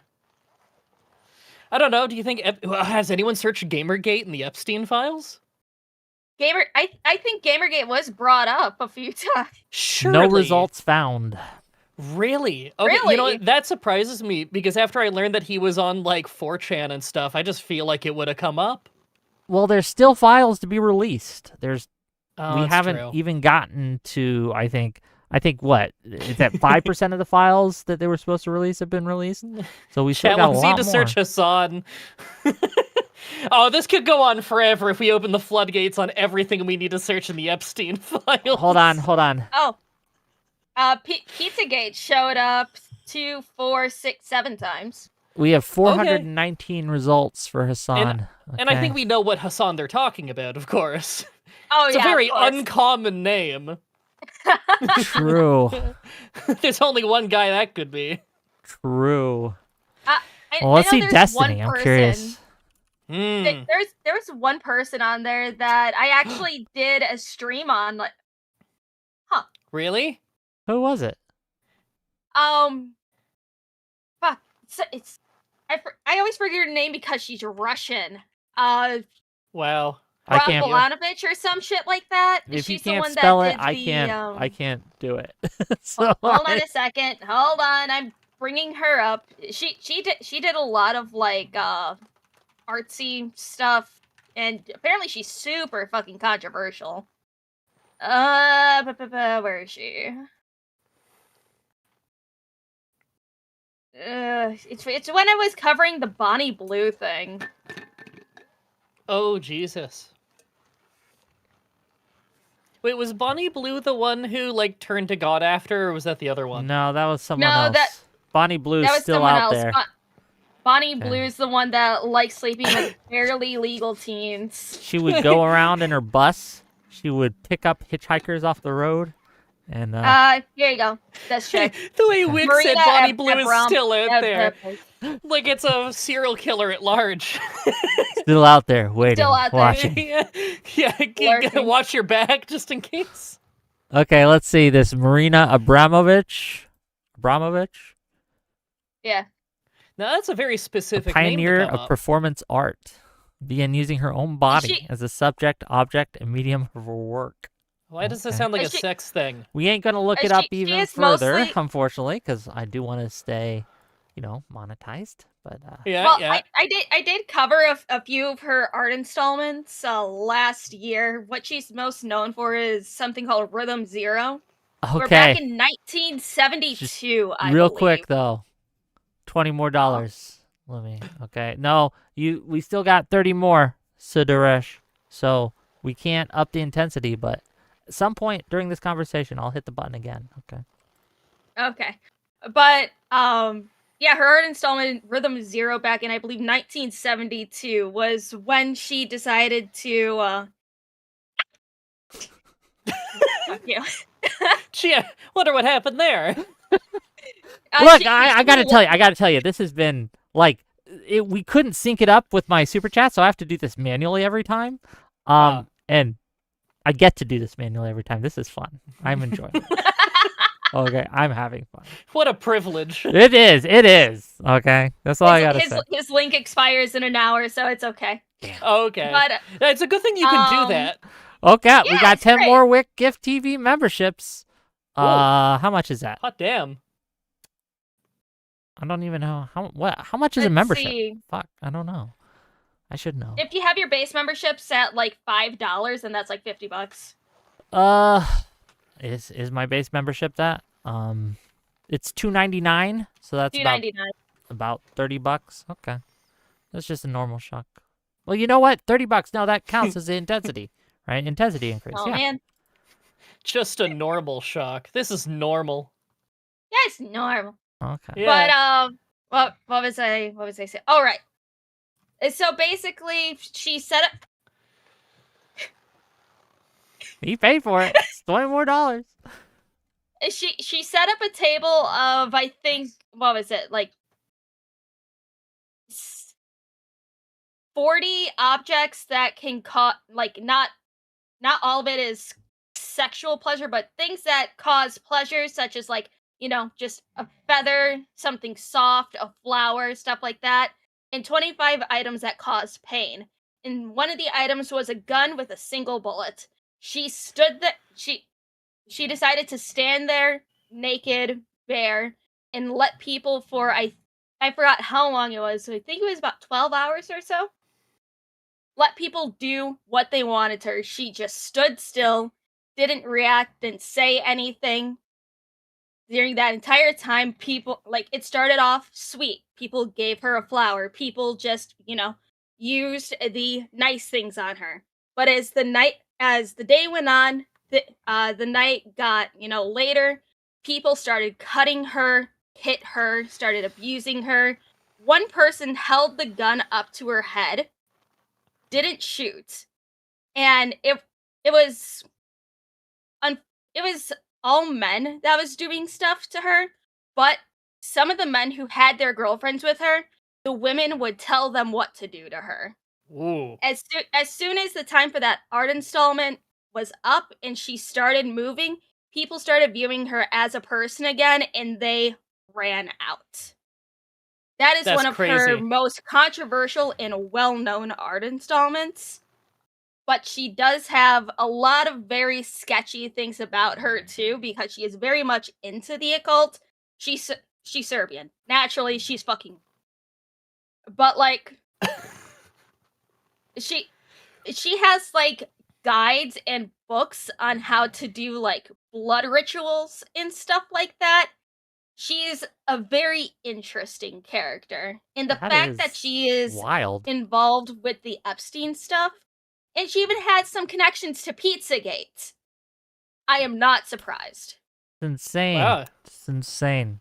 She doesn't even just Google it like everybody else. She has books on this. I'm surprised that Dev hasn't done a video on her, because right now, with all the Epstein stuff going on, and with her connections to Pizzagate and everything like that, Dev, this is prime material. Make a video. I know you're here. I would watch it. I would watch it. Okay. I'm surprised Dev hasn't paid me money to shock you, to be clear. Right? I thought he was No, he claims he's busy working on a video right now. It's okay. I'll go DM him that video idea and he'll get back to me in 4 months. He asked me to ask him if I needed footage from him for something. I immediately told him, yes, and I've already DM'd you telling you I need this footage. That was 2 weeks ago. Oof. Oh my god. Maybe we should get a shot collar for him. So anytime, if he goes, oh my god, let's say, if he goes 24 hours without answering a DM, goes off. Okay. No, just hook it up to his Twitter. Every time he tweets, he gets shocked. No, I like when he He's so tweets. productive, you won't be able to believe it. It's funny. Okay, my dry bread, thanks for calling in. I do appreciate Thanks for you, having buddy. me. It's fun hanging out. Yeah, I'll talk to you later, Hi, buddy. Dry Bread. See ya. What a nice young man, okay? What a nice young man. I love Dry Bread. He showed me Lucha Underground, and we've been talking about wrestling and stuff. It's been fantastic. He's a good guy. He's a good guy. He when Ace came on my stream, he warned me about Ace. Okay? I don't know if you saw my little debate with Ace. I'm not sure. Oh, I did. I was messaging Dev actively while I was listening to it. Yeah. That was the worst call that I've ever heard from your channel, and I only ever watched like 6 streams of yours so far. 6 streams. Which was your favorite? That was the worst, but which was your favorite? My favorite, honestly, I think my favorite so far, just because of one, it was my first exposure to you, was the debate where, what was it? Do illegals deserve emergency assistance or some shit like that? Okay. It's like I was vaguely remember actively messaging Dev as well, as I had opinions on things and stuff like that. And what was it? Is that one? There was one woman specifically that I thought, okay, is she chronically brain damaged or what? I have to find that message with Dev, but I was just kind of Women, am I right? Okay, chronically brain damaged. Let's bring Oh, on I the know, next. right? Women are just the worst. Let's get through a few more callers here. I know a few people have been waiting, so we'll try our best. Hello, you're live. Hello. Hello. Hi. I just wanted to say, before this Canadian guy, he talked about the health care system. In my country, it's so like a socialist healthcare system is like a baseline. So there's the socialist healthcare system, and there's also a private sector. So it's not like 100% socialized, and it's not 100% private. You get what I'm saying, or is? I get what you're saying. It's a mixture, hybrid. Mm-hmm. Yes, and the guy was somewhat right. There are long waiting times, but that's because it's more lucrative for doctors to get the private patients because they have more they pay more, so to say, because the doctors who only take the patients with the socialized healthcare get a not so high fee because it's paid by the government, so they have like a better price, so to say. I got you. Okay. That's what I wanted to say. And can I stay on a little bit? Or? Well, do you have a question for me or Lumi, or something you Yeah, would I like to think say? there was illiteracy was a point like an hour ago or so. Yes. It's like with what I see with the illiteracy rate, it's like it seems like it encompasses not just like not being able to read, but being able to comprehend what you're reading.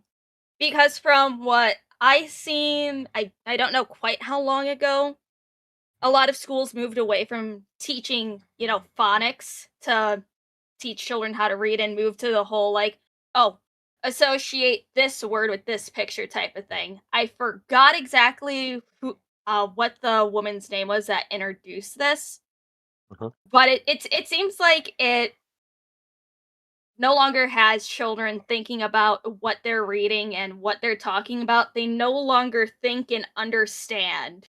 And why do you think is that? Is that an American problem or like a youth Uh, problem right overall? now I'm speaking just from an American standpoint, because which is why I said that the American illiteracy rates is Mm-hmm. horrifying, because I haven't looked at the percentages or anything in other countries, and I also I talk to my kid a lot about this as well, since she's, in middle school going into high school, and I ask her like, "Okay, from what you see at school, what do you think?" And she said, "Yeah, the test scores for a lot of kids in my class are really bad." And I'm like, "Well, shit." And she told me that in her school, they don't even like, well, honestly, this is for a lot of schools, that they don't believe in failing kids and holding them back. They just kind of keep pushing them through until high school. And high school is when they actually start caring about the grades and everything like that. I understand, but I don't think it's that's the problem. Um, this illiteracy is also prevalent in other countries, like in my country, for example. But I think it Mhm. has more to do with social media, in my opinion, because the kids are on the phone. Like Mhm. I know I'm sounding like like a boomer, but they're on the phone with all these like attention span killing uh, activities. Mhm. And then when in my country we have like we have to read like books from famous like from local literature, so like Hermann Hesse, for example, if you know it. Mhm. And most guys in school like hate this to death. Like they don't want to uh, read out loud, and they hate like reading like one chapter and um, like summarize it for the class or something like that. This is extremely hard for many people, and I think Mhm. um, that would be like a good start for American schools, like reading American literature from popular authors. Mhm. And It's by like that you get like the comprehension skills, you get like the skill to summarize, to get what you're reading, and you have the chance in class to talk about it. So they have like an intellectual discussion about the that. ideas in the book.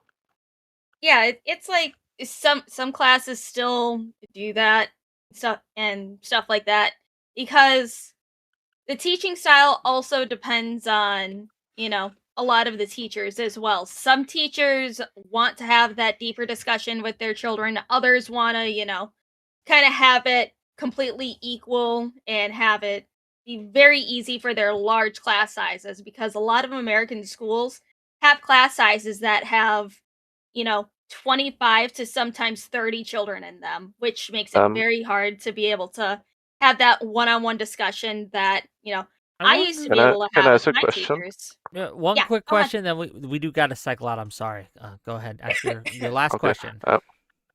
Okay. Now on this topic, isn't there in America like a curriculum, like a standardized curriculum of what the teachers have to teach, so to say, or is this There is a standardized curriculum, but unfortunately for a lot of schools, they just keep pushing children through, and just I don't know why that they don't believe in, holding kids back a grade anymore. That's something that I've been wondering for a while. I still blame No Child Left Behind.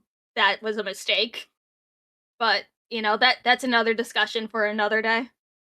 Okay. Yeah, one last thing. I think like there should be some standardized, as like the government should come in and mandate what's been lectured at school. But I think especially in American schools, what I'm reading and hearing, like they're not doing a very good job and they're very underfunded. So We it would have be we like, have a lot of problems with our education system in America, yeah, but yeah, yeah, it's a broad topic, and I don't think we have the time to get into the nitty gritty tonight. But thanks okay, for calling in, buddy. okay, thank you. Good night. Have a good night. What a pleasant gentleman. Okay. Yeah, I liked his accent. Yes. It's Soup. Hello. Hello, Wick. How's it going, Lumi? Hi, it's going good. How are you? I'm doing good. First, I just want to grill Wick for a second. Oh. Oh my god, dude. Oh my god. The last couple streams has caused me so much brain damage. Please super chat so I can get funding from Wick to help my brain damage. Well, the funding tonight goes to shocking the woman. Okay, but oh yeah, that's true. That's true. We'll still take it though. I mean, it's like, okay, I do agree with you. That woman debate, I had to stop watching it a quarter of the way through. I got bored. Which my one? eyes glazed over. Which one? Oh, the one with Dr. Winters? The one I was talking to you about. I told you okay. my eyes were glazing over. You didn't like that one? Like here, it was boring. I've had a lot. Everyone on it liked it. They enjoyed themselves, and I've had good feedback from that. But I have gotten a few people who said it was boring. But look, this is a problem I have. If I do something that's got a lot of high level talk and we actually discuss the issues, people are like, "Oh, this is boring." And when I have a more shit show kind of yelly screamy thing, people are saying it's too yelly screamy. All I'm hearing is that my audience doesn't like awesome. No matter what I do, they complain. Okay, they're just complainers. Okay, that's just the internet. It's like, it's good to, mix it up a bit with like, highbrow discussion, and then these types of streams where it's like, oh yeah, shooting the shit, let's see what we could talk about. I am not a highbrow discussion type of girl unless I'm listening to things that I personally enjoy, like anatomy and physiology and stuff like that. She's saying she doesn't enjoy any of your topics so far, gang. That's what she's saying. You gotta translate. Okay. Yeah, so initially I want to come in here because I first heard about RFK and you were talking that you were like kind of supporting him before Trump was the main guy. But then you kind of went off into different topics and whatever. But I feel like I've listened to this whole conversation. I feel like a lot of the points that you're bringing up are kind of like antithetical to what you actually voted for. You said you voted for Trump, right? Yes. Yeah, so like besides like the deporting immigrants topic and like the universal health care, you're talking about the last caller was about like the literacy rate, and I feel like the right leaning, like the conservative movement, like historically has always been like, defund social programs and anti like funding for education. And that happened in this administration too. I mean, wasn't there like a 5 billion something freeze that Trump tried to do through some of the funding through school? And it just feels kind of weird that you're kind of back and forth. And I know you said initially that you were like a centrist and like a fence sitter, but I feel like besides like the immigration thing, you're mostly like on the left part of most of your topics that you're talking about. It's like, again, there's things on the left that I like, there's things on the right that I like. Unfortunately, there will never be a perfect candidate and stuff like that. Heck, before when I was like super left leaning, I was like, hell yeah, I would vote Bernie Sanders in. Okay. Yeah, I don't really care about the whole immigrant issue. Like, I feel like if we just like, let's just suppose for a second, like what Trump says, like the 30 million number is true. Let's just say we give them all citizenship right this second. Like, honestly, I feel like a lot of the issues that some of the people like on the right bring up about like some of these like social programs would kind of like go away, like with funding and stuff, because we would have 30 million more, hypothetically, taxpayers funding into like Social Security or some of these other social programs, which would help fund some of these things that historically, like, or what we've been talking about, like the literacy rate or like problems with like healthcare. It would kind of help fund some of those things. So I just feel like, I like being more on the left side and supporting like the Democrat side, because it seems like they are kind of that party that likes these types of things, like funding and giving social programs to some of these immigrants and less fortunate people. Yeah, it's like I get it. Social programs do help a lot of people, especially if they're like, if they are disabled, veterans, and need more access to social programs, because it seems like they get screwed over more than anybody else, even though they fought for our country. But that's a whole nother conversation for another day.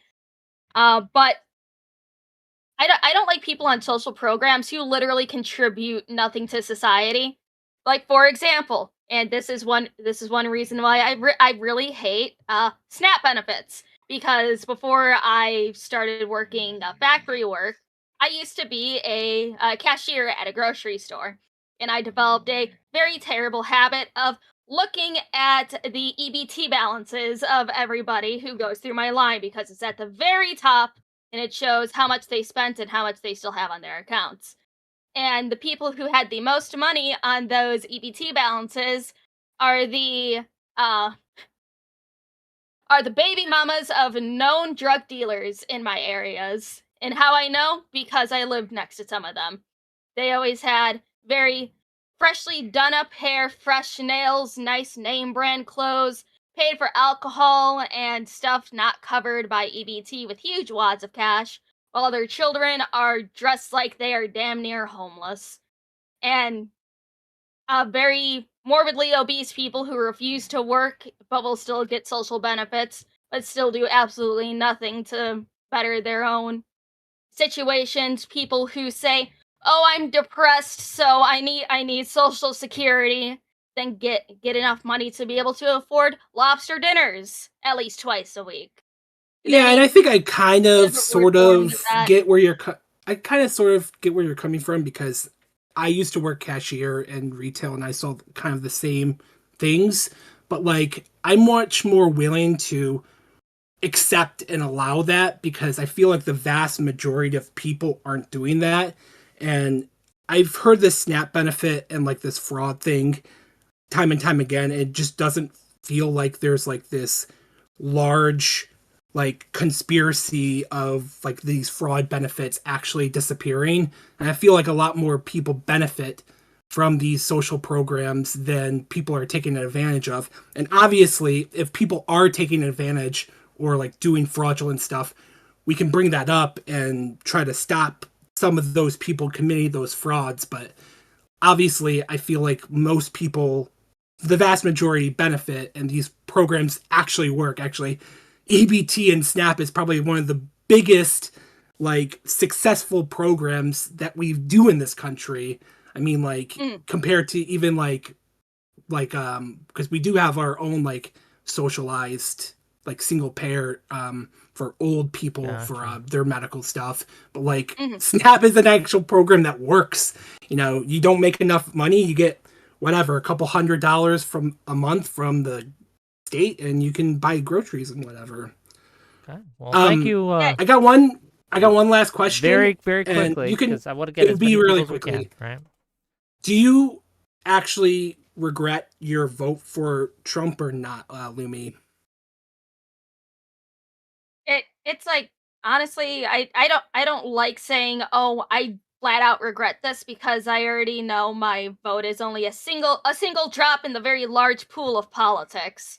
So what will I say? Do I have second guesses? Yes, but I don't full on regret it. Okay. Thanks for calling in, cool. Sue. Thank you.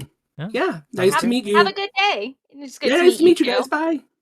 Bye. What a nice young man. Okay. I think That was nice. I don't know, sounded young enough. Young enough. Hi. Okay. Then again, I don't know if you can judge ages correctly. You thought I was like 30 or something? That's crazy. Well, you don't have 30 wrinkles, is and pretty it's like some people start, getting grays in their younger years. So Mm-hmm. I guess, I don't know, maybe. Nelson, what do you I was hear going to for? say 29. Well, listen, everybody's been very mean to Lumi, and I still don't know if she deserves it yet. But I wanted to ask her at the She's a woman. intensities up. How can she not? There's degrees here, right? Okay, what are the degrees? I don't know if she Is there a deserves it weight as limit much as she on, did. on these things? Like if she weighs There over is a certain weight amount? limit, yeah. Well, after a certain weight, that they're not women anymore. I would 160 pounds probably. But hold on, wait. Not to, that hold aside, on, wait. Any woman? What if they're like 6 foot? Oh, that's. What do they have like? I've met kids? like that math is accurate. Mooncake's by the way. Do you like how I did 5'11". that? Mooncake's 5'11". Okay, I wouldn't consider her fat at all. I don't She's know probably not actually how much she 160 weighs, pounds. but it's probably more than 160. I've got 5'11" at home. She's 118 pounds. Okay, that's whatever. People can be really skinny. I didn't know this. Shit. Go on. But Loom, what's the most retarded thing somebody's asked you? I don't know if Wick told you this. As the intensity of the shot collar goes up, you're supposed to also be intense. What's the most retarded thing somebody's asked you through the stream so far? Who's been the worst? I mean, honestly, it's like there hasn't been any truly retarded questions. Honestly, it's like to That be pause fair. tells you everything. Well, one, I have to remember what I've been asked, and two, I think the one that I probably would that I'd want to spend more time kind of fighting back on, and hopefully we'll be able to plan a stream like this, is the whole fiction affecting reality. It's type the shit. lolly take. Are you a lolly enjoyer? It is in pursuit. You were right. All right. So, what did you want to fight back against? Like, where were people really fucking with you here? What was your? Because you got really close to your own Digibro moment. I don't know how old you are, but that reference works. Well, it's like, again, I am anti-censorship, because censorship, as I've always said to other people, it's not a scalpel, it's a shotgun. Because as soon as you censor one thing, it will start going downhill like no tomorrow. Because they'll be like, oh, well, this is morally corrupt for this sort of thing, so we need to get rid of this. Oh, but also this. Why are we showing this to people? And, oh, children might be exposed to this, so we need to get rid of this too. So I'm anti-censorship unless it is truly illegal, like CSAM content of real children, actual abuse, murder on TV. That illegal, shouldn't see. But surely, hold on. Surely, just real quick. Surely the legality isn't the thing, right?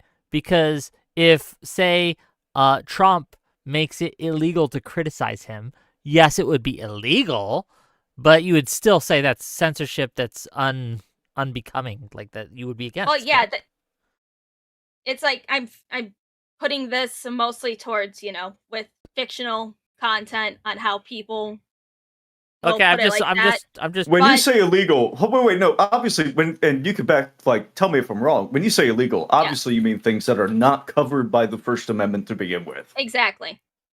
Yeah. Things that are not covered by the First Amendment. Yeah, and criticism of Trump obviously being covered by the First Amendment. We're talking about things like snuff films or CSAM or something like that. Correct. But did you explain to Wick what Shotokan is? Because I think you told yourself. No, I refuse. My ignorance He is sacred. He doesn't want to hear it. I refuse. What about the audience? To learn. I don't care. I think I'm protecting my audience here. I will say, right? Yeah, I get it that I'm anti-censorship too, but I just don't understand your stance that it doesn't affect things or affect people. Like, I think that fiction, like, again, if I made some fanfic of Nelson of him getting tied up and used and abused by my whole Discord, right, in very horrific ways, it would affect him, right? Especially if we made that shit go viral, right? And if we posted it everywhere and we made little AI grok generated images. Well, let me ask you this. Lumi, would you be okay with someone taking your real image and using AI to deepfake you into explicitly sexual situations? It's fake. It's not real. That I know that is where a lot of the point of contention is with that, because it's using somebody's real face. Because I seen influencers like what's her name? Something Cinderella, Pokimane, stuff like that. Yeah. Because it's also a legal issue with a lot of celebrities from back in the day when people would Photoshop their faces onto, nude bodies that don't belong to them. It's still using their real face. It's still affecting a real person. But you can't do the same with pixels on a screen of a What if I made a lolly of someone, right? If I had them do it, but say lollify it. So make sexually explicit images of Nelson, but lolly. Okay. Yeah, you put the Ghibli filter over me, and then I'm like a little. Well, you're Shotifying me in that case. That's going into the Shadman debate. I'm sure a lot of you know who Shadman is and why he got excommunicated by the internet when he was drawing things of Keemstar's daughter and of the actress who played Eleven in Stranger Things. That is the one. Again, Shadman is the dude who broke the one rule of a lot of artists: do not draw real people. And the real actresses for those characters, those are still very real people. That's not, again, already a created anime character from an established show that's like, oh, look this is obviously not a real person.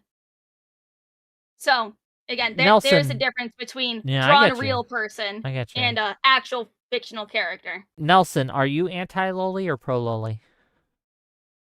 I gotta say anti in general. Okay. How does it make you feel that Lumi? How does it make you feel that Lumi called the most retarded take the anti-loli take? I think it's mostly fine, because here's the thing. Like, okay, you asked, what if Grok? What about people using Grok to deepfake nudes of? Like, I'm doing that already. To you right now, you're in a bikini. I see you in a bikini at all times. There's no difference to me between what Grok's doing, what Look, the bikini, what my own money. brain is You don't doing. have to. You don't have to imagine. You don't have to use AI. For enough money, we can make this happen. My imagination is free and it's high quality. Right? I could do anything. I have the slider all the way up in ways that some video game developer is never going to give me. They cap them at C cups. It sucks. My imagination is free. It's better. It's better than free. I pay a premium for it. But here's the thing. Lumi, why do you have... So when it comes to people's imagination, isn't that just kind of like a smokescreen for like, no, I think it's okay for people... Like normally when I say, look, no, it doesn't affect people in real life, I'm saying that as a smokescreen because I think real art does affect people, and I think censorship is invented by communists like Wick himself, of course, to make sure that you could crack down on opposing political opinions. I love the fact that it affects people's real life opinions and whatnot, and that's why I oppose censorship. So I can like sneak in real human beings back into society. Why do you apply that to Lolly?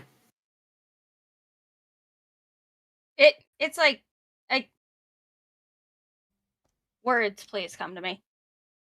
Because I'm not looking at this from like, you know, a propaganda standpoint. I'm not looking at this from like, you know, political standpoint or anything like that. Mhm. I'm just talking about, you know, fiction for fun. You don't like you're not trying to change anybody's mind with this because intent is also very different as well. Is it just something for you to enjoy for the fun, or are you making this to change somebody's mind, to change their perception on like, you know, a group of people or a very specific political figure and everything like that?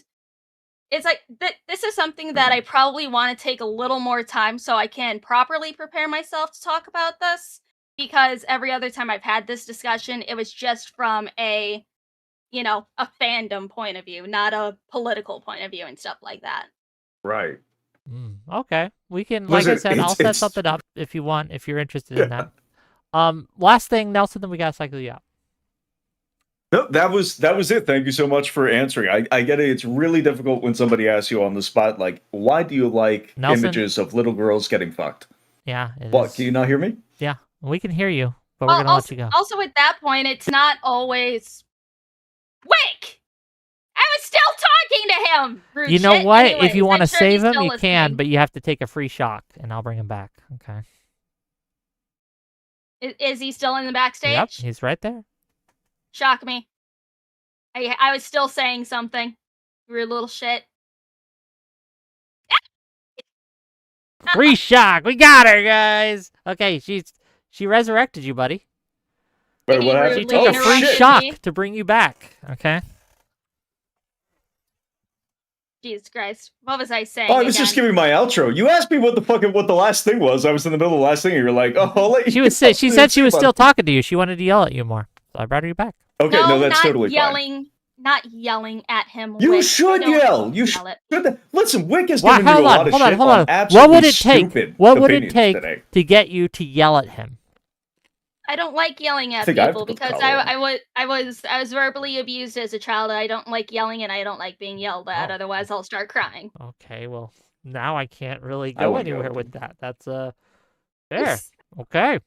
Anyways, fucking what was I saying before you shocked me, Wick? Remind me. God damn it. I don't know. Okay, what? God damn it. You know what? We were talking about Lolly, which was rough because we were talking about the worst. You were going to the answer worst his takes question people about give why all you like night. to fuck little girls or something? Wick, stop projecting. Anyways, it's like not all lolly content is not safe for work. It's not all of it's not safe for work. Some people like it just because it's cute. It's moe. It's like, you know, and it's just something cute. Some people do like the not safe for work aspect. So it's like there's two groups of lolicons there. There's the ones that just like the aesthetic. There's some that like to look at other stuff. So, yeah, there's just that. All right, I'm done. Thank you for bringing him back, Wick. Are we and done it was with nice him? talking to you. Have we used him up enough? Have we Yes, drained we have him? used him up enough. Okay. I'm going back to the rape cage. Back indeed. That's where they go when they leave here, by the way. Okay. So. The rape cage. Indeed. Okay. Hello, you're live. Hello. Hello. Well, hello. Look at this. I am on Wick's show. What an honor. You Big are. fan. What's up? So, Lum. What's up? Fun question. So during this term of Trump's presidency, what would you say has been his biggest failure so far? I'm not sure if you answered this before. I might have missed it, but I'm just curious. Man, I haven't looked too much into like everything that he's done, honestly. but I would probably just say a lot of the mishandlings of, ICE versus citizens type things, because that's something that honestly could have and should have been avoided, Sure. because it's due to his policies of just going in there doing whatever it is, Right. which led to 2 American deaths and shouldn't have happened. He needs to tighten the reins quite a bit.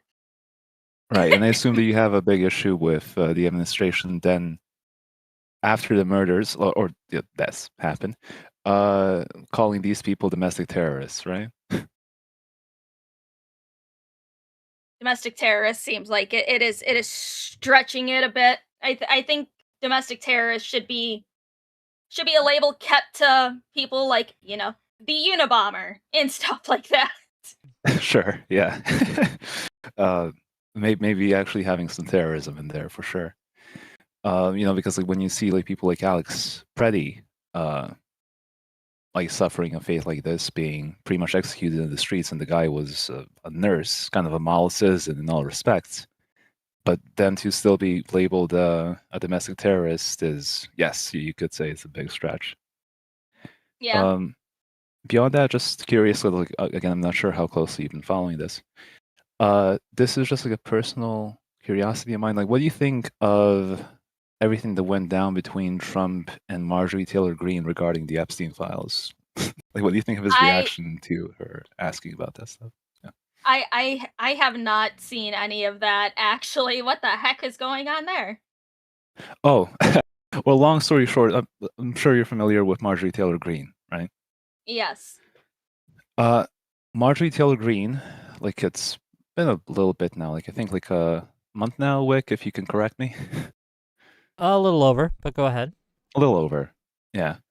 But more or less, like what happened was it was during the period where it was like, okay, will they release the files? Won't they release the files?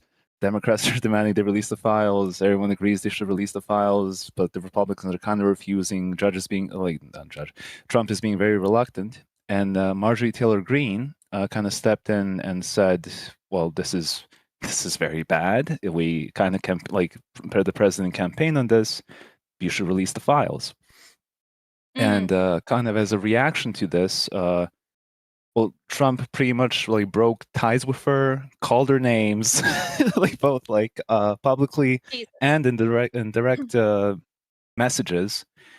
And yeah, like pretty much like cast her aside like garbage. And I'm just sitting here thinking like this was Marjorie Taylor Greene, right? If this happened to her, it could happen to anyone. This was like the most loyal cheerleader you could possibly want as a president or a politician in general.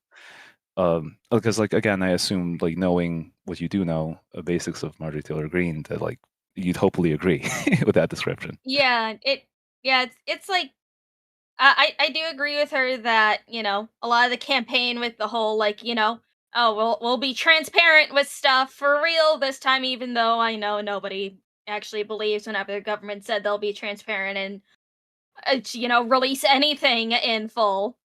It's just either administration, if they said, yeah, we'll be transparent, we all know it's going to be bullshit. It's but Sure. it's like, yeah, him reprimanding her like that and just being rude. Yeah, that's kind of uncalled for. But it seems very on brand for him, sadly, right? This isn't something to be praised. Even though it is something that like used to be praised by Republicans, or still is by some sections of it, where they say, well, like you can't say that he's not honest. You can't say that he's not upfront. I'm like, well, He is definitely an entertainer first and president second. for sure. Like I think even for the most like recent like God, what is it called? Again, help me out here. Jerome Powell was the head of this up until recently. What is the organization called? Geez, give me a moment. Sorry, I'm chewing. Go. Just go. We got you. We know what we're picking up what you're putting down. Sure. Jerome Powell. The Federal Reserve, Yeah. right? But the new chair that's going to be like most likely be instated. Like Trump commented on how he looks the part, and this is something that he mentioned before when the guy was trying to get the position. So it's like, yeah, like if he looks the part, so yeah, why not? Like, and he has experience. I mean, he's young, but like I think Fed chairman, I think this guy, it's like all very theatric and visual for him. That's again not new. But yeah, so you more or less answered my questions, and Wick, you can bring in the next person. Okay, thanks It for was an honor. calling, buddy. It's nice yapping. Very, very mellow voice. Okay, some people Yeah. have very mellow voices. I think we have time for one more caller, so I'm gonna let you Okay. choose the last person. Pick one. Well, just because I work in a steel mill and someone's name is Metalworks, let's just bring them in. Okay, let's get him in, boys. You're live. Hello, your profile picture. Well, hello. horrifies Let me. me just stop the live. You can hear me, right? Yeah, what you got? All right. I was gonna ask you. Wick probably knows what this is, but do you know what UBI is? I have no idea. Universal Basic Income. Everyone gets like a certain amount of money every month from the government, basically. Oh yeah, I've heard of that before. Do you think we might need to get that at some point with like the way automation is going, or? I honestly don't know. I haven't heard many people's opinion on it or really heard it get brought up anywhere. It's something that I'll definitely have to look into, but with automation definitely being coming up very quickly, and if it starts showing that the unemployment rate starts skyrocketing because of it, it's probably a discussion we're probably going to want to have. I think we could probably hash a caveat out with Republicans on it if we got rid of welfare, except maybe disability, where everyone gets UBI. We don't have welfare anymore, and the only form of welfare that would be left would probably be disability. I think, because I want UBI. I think it's just a better form of welfare than the welfare system we have, the system that punishes you where you make too much money and now that income that you had that you were used to is now gone. And I don't know. I always just felt our welfare system was inefficient, too large, unnecessary. I think simplifying it to just a UBI might be better overall for the country. What about you, Wick? I don't know. I am of two minds. I think that eventually we might get to a point where it is needed. I just don't think we're there yet. Automation is the future. And I think that any country that wants to compete in the future will need to adopt more automation. AI, self-driving trucks, self-driving cars, they are the future. It's coming. So I think at a certain point, UBI will be a good thing. And fun fact, we almost had it in the 70s. Nixon almost gave it to us, but the Democrats voted against it because it wasn't enough. So I don't necessarily have anything in principle against it. I just don't think it's necessary now. Well, do you think it would be better to replace welfare with that? Because I think the welfare system is not efficient. Replace it? Ooh. We can still keep disability. So when people say welfare system, that encompasses a whole host of programs, some of which I agree with, some of which I don't. Like Lumi is anti-SNAP. I'm very pro-SNAP. I think SNAP is a great program. I'm not anti-SNAP. I am anti-leeches on SNAP. I'm anti-leeches in You general. won't need- And you hold have on. UBI. Hey, $101. Uh-oh. $101.12 from Lock Cold to say, can't believe this entire stream went by without any mention of feet. I was so happy about it too. Okay, we're getting into the max, and the max will let me. Just so you know, if you're a feet fetish, I think it's been proven I do that not. you have something's wrong with your brain. We got it. It's a We mental got it. Yeah. disorder. That look, honestly, just give me access to this all the time. I just press it all day for fun. It's a great program. Okay. Careful, Wick. Your inner Hassan is showing. Oh, Kaya, back to your has place. too much Back to your power. place, Kaya. Place now. Oh no. Damn. Thank you for the donation. That was very generous, Lot Colt. Thank you. I imagine if someone would ever to make a fighting game with all the political streamers, Hassan's like super has to be like he throws a shot collar on you or something. Lightning storm. Oh. Or something like that. Yeah. Something No, it really has- Well, hold on. What would ridiculous. Lumi's special power be? What would Loom Loom's final move be? I'm curious. I just drown everybody. But I like the honestly, little mascot. That can probably be in your super. I honestly think Hassan's super would be a grapple throwing a shot collar on, then after a 5-second delay, just huge shock damage. Yes. Oh, I don't know if he'd be a grappling character though. No, wouldn't that be like a fatality though? Like just shock and like shot collar, and then their head explodes or something. I don't know. No, it'd be just something. If it was like something like Marvel vs. Capcom or a more Japanese fighting game, you'd be something you would just like put the collar on him, and you could probably zap him anytime between combos or something. It'd be actually an interesting you can mechanic. zap somebody. You can zap somebody like 3 times before the shot collar breaks, and you have to put a new one Yes. on. There you go. Use it to interrupt their attacks or something to be annoying Yes. as hell. That would be Hassan. Oh, I love this fictional fighting game we're making. You know, I think Destiny would be overwhelming, like power, because he's so fucking aggressive. Big explosions, big energy blasts. He would sick DGG on people. Okay, that's what he would do. Destiny would be like the horde, and he'd point like his finger like front, and then like a horde of DGGers would rush up and tear the person to shreds. My favorite concept: if Nick Fuentes was like a secret boss, he'd turn and into a you just cat. start. No, he wouldn't turn into a cat boy. His supers would just be him. His quotes of like him saying Hitler is cool in like slow motion, and you just see like it slowly zoom in on his face and Hitler in the back, like opaquing in the background. And it just be like a dark shadow over him, but you just see strings behind him. Really, he's just being puppeted by the feds. Nazism, by Nazism by or the something. feds.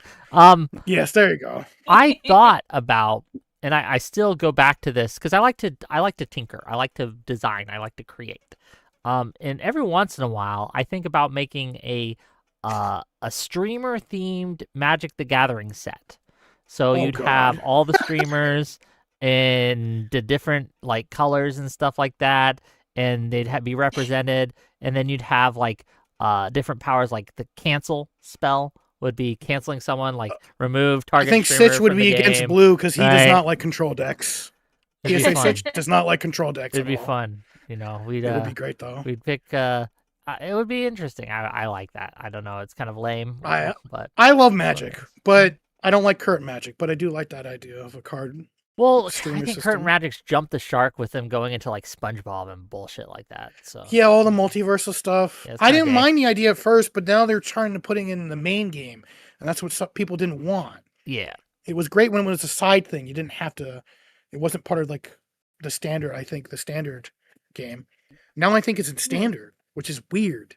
Makes no sense. I don't play Magic that much anymore. I used to be big into it, right? But not anymore. I liked it a couple years ago. I was playing it online. Well, Metalworks, do you have anything else before we let you go and get the? I guess Lumi once again has saved someone and wants the other steel mill worker on. So Hey, I will support all of my fellow steel mill workers. fair enough. Oh no, I'm not a middle. I'm not though. I just picked that name a long time ago. You were a because Skinwalker. Heresy. Skinwalker. Deceiver. To the. Are we throwing him to the rape cage, Lumi? Throw him to the rape cage. To the rape cage. Okay, that's where we go. That's where we go. Lumi laughs. Okay, hello. Hello. Well, fuck, he's dead. The coils got Oh him. no! They got him. Coil exploded. Fucking rip. Unmute yourself, buddy. Okay, there we go. Hello. Hello. Well, coils got him. Shit. Uh-oh. Unless he works in the furnace, then that sucks. Uh-oh. I Okay, save him I don't from the know. rape cage only for him to be traumatized in silence. Yeah, I guess Shit. so. Sorry, buddy. Well, Might as well get this guy. He's the last guy may in as well. there. So, Yellow. why not? Hi. I gotta unmute. Yep, you're here. Can you hear me? I guess the other dude is there. Is he? You know what? Can you hear me? Let's bring them both on. Yeah, I was about to say, just bring them both up. Yeah, why not? Hello. All right, what's up? there. He was Can you hear first, me? so Yeah, you guys can just go. It's just chat, chit. Yeah, all that. yeah. No, I want to bring about the literacy rate and all that. And you were talking about you don't know why they don't fail kids anymore. My mom actually wrote her dissertation on that whole thing, and it's because they get funding based on how many people graduate. So the more kids they pass, the more money they get. And so they keep lowering the standards for everything so they get more money. I did actually hear about that for what were the two states that all of their scores just dramatically improved? It's Mississippi and another state where they changed up the reading programs, but I guess the superintendent were skewing some numbers to make their percentages look better for additional state funding. Yeah, and I guess they're taking out like proficiency exams and all of that. Like when I mean, I'm the same age as Wick. When I was in school, it was like every 4 years you had to pass a proficiency exam, or you didn't move on. And at least in my state, that's how they did it. If you didn't show at least basic proficiency in math, reading comprehension, um, I can't remember the third one. Oh, writing. You The 3 R's: couldn't go reading, on because that's the writing, basis for arithmetic. everything. Okay. Yeah, reading, writing, and arithmetic. I don't even think they teach that anymore. So that's why they don't fail kids anymore. And I don't know. I haven't been in the I school know. system in years, so can't speak to it. I know. What was that? I was told by my uncle that works in the school system that they don't do SATs anymore. They don't do yeah, SATs. And just why? I don't well, understand. Like, it's SATs are optional now. Like both of my daughters graduated in the last 5 years. My oldest had to take the SATs and the or the SATs, not the ACTs. And my youngest didn't have to take either. She took both of them, but it was optional. You didn't have to take them. And they didn't teach for the SATs or the ACTs like they used to. that's so What, weird. well, when I joined school and I'm 28, so here's my barometer: is that we were the first class ever that they started giving you a free ACT. It was all included, so you didn't have to pay like the $100 to go in. But howdy there, I heard there's a steel mill gal here, and as somebody who also roll formed some steel, I had to, jump on in and figure some shit out here. So I'm kind of curious, and I don't want to like switch up the topic too hard. But you said you were talking about how you voted for Trump a little bit, yeah? Yeah, his main selling point on me in terms of me being me liking work, liking money. I was really looking forward to that no tax on overtime. Yeah. I feel that in some sense of the word, but the only issue that I saw was when he started talking about that, he also started talking about tariffs. And one of the issues that I have, Yeah. and now we've actually lived through the entire fucking year, is when consumer sentiment hit, and he did it 3 fucking times, we saw consumer sentiment drop.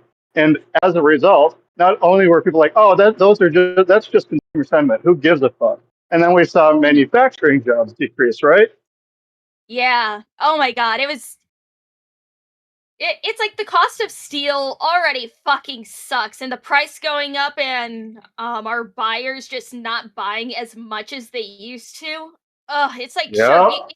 we still have our dedicated ones, still have plenty of work to go in every day, but it's Yeah. like it kind of screws us over on overtime because then it's like we only have this many steel coils to process right now. We don't need all of it gone, so then the next shift is screwed over, and it's like, but I like money though.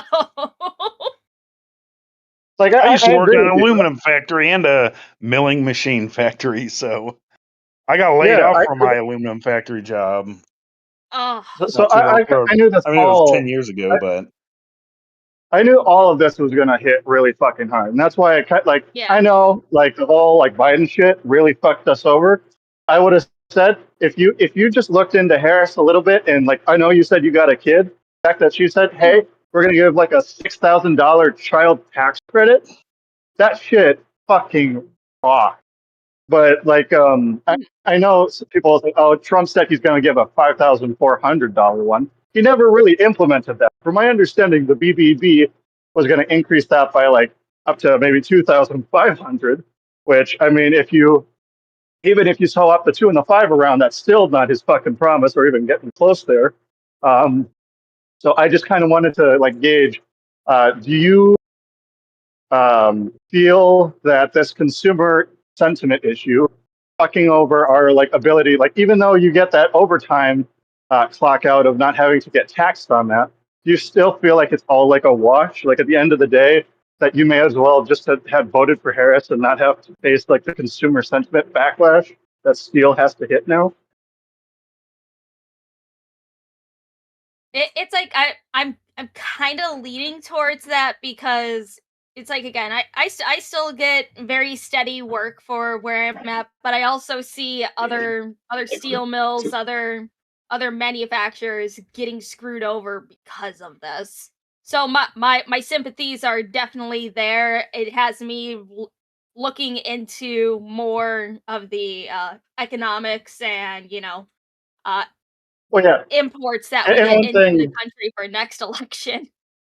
Yeah, and that's going to be the thing is like the people will be like, "Hey, steel wasn't like it didn't raise in price, right?" And I'm sitting here, so I'll dox myself just a bit here. I work for Midwest Manufacturing. We do a bunch of roll forming steel for like roofing and siding and shit. The Yeah. issue is we had 3 separate times of which they wanted to increase the tariffs. What did they do? They bulk stocked 3 separate fucking times, and so we never had to like purchase any new steel because the old steel is still sitting here from fucking last year. But Yeah. now we have a lot of people buying. We have people buying new steel because they usually buy them in the winter to prepare for the spring. So like you're going to see that increase hitting this year right about now. But I just wanted to kind of clock that in that sense. But I also wanted to jump in just for the sake on like immigration. I kind of agree with you. Quickly, because we are running out of time, and I don't want to keep her here all night. Yeah. I'll be pretty quick. But have you ever heard of like the H-2A program? I have not. Okay, so if you really believe in like illegal immigration is bad, I probably would tell you that you probably should hate Trump just because he listened to farmers, and farmers are the like number one, if you want to call them importers of illegal labor. He basically like backed off of farmers and ranchers and said, okay, we won't touch those illegal immigrants. And on the back end of that, there's H2A. If you want to, there was this caller that said Wick supported illegal slavery or something on that line. You should probably look up Operation Blooming Onion in Georgia. That unironically was the biggest modern day illegal slave bust on an H2A contractor in Georgia, which, I mean, Georgia, they've had a bit of an issue. You want to Get get it done. Yeah, you want to get to stop these things. You go after the employers, and it'll stop. And it's not I will even definitely the look into employers; that it's the too. contract. So H2A, basically, if you want to join it, it's a lottery system. You're basically, if you're an illegal and you want to come and work in agriculture, put into that fucking program. and then you don't even get to select the employer. The employer is selected for you. And what was happening in those Operation Blooming Onions and stuff was basically the H2A contractor took all your legal paperwork, said, we're going to make you work extra on the back end. We're not going to fucking pay you. We're going to, and if you don't work as hard as or output so much product, they will literally work with the cartels back home and they will fuck with your family. So, Okay. and then just on the back end of that, Donald Trump, we put in protections after Operation Blooming Onion. Donald Trump then rescinded those. Beautiful. Well, thank you both for calling in. Okay. Yep. Thanks for the stream. Thanks for coming on, Luminous. It was fun. Yeah. Yeah, it was fun. I definitely if Whick She gives said that me enough time to so actually so look into things. convincingly. Okay, gang. Shut up. She's like, You were pressing Anyway. that shot caller button while she was saying that, weren't you? I only press when you pay me. So anyway, we're gonna let these guys go. 10-4. Back to the slide go. Oh yeah. So for that real, was how did you like fun. it? How did you? You can say it was boring if you like. It's okay. No, I enjoy shows like this. I just know that next time at least let me know what topics you want to bring on, because I didn't get to talk about mine hardly at all, you little shit. So then I can actually look at things. Oh, what are the 3 topics you care most about? Cool, Hey. we're not going to talk about them at all. Look, we got distracted by the callers. It happens to the best of us. I didn't give it. Look, I had 2 more things I was gonna bring up. Like that Sarah Stock lady. Do you know about that whole thing? No. Yeah, there was I guess one of those TradCon Christian influencer types.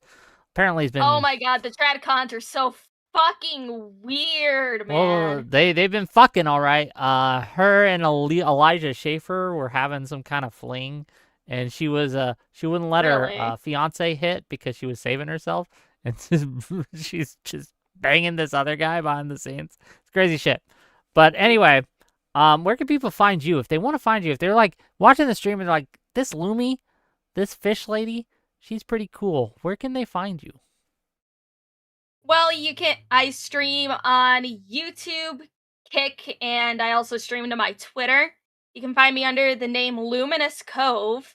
I don't talk about politics a lot unless I am on the Archcast, but I usually yap about true crime. I play a lot of video games very poorly, and I just like talking about things that I find interesting that day. What's your favorite video if game? You want my favorite video game, Bloodborne.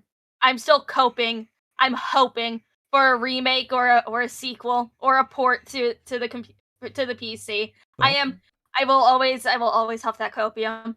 But no, that's my favorite game. But I also really like Kingdom Come Deliverance, Kingdom Come Deliverance 2, Outlast Trials, and other fun spooky games.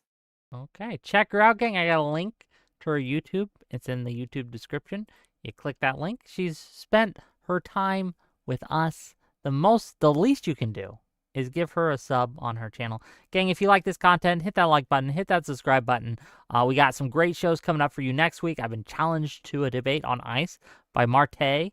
That'll be hosted by Tom Foolery.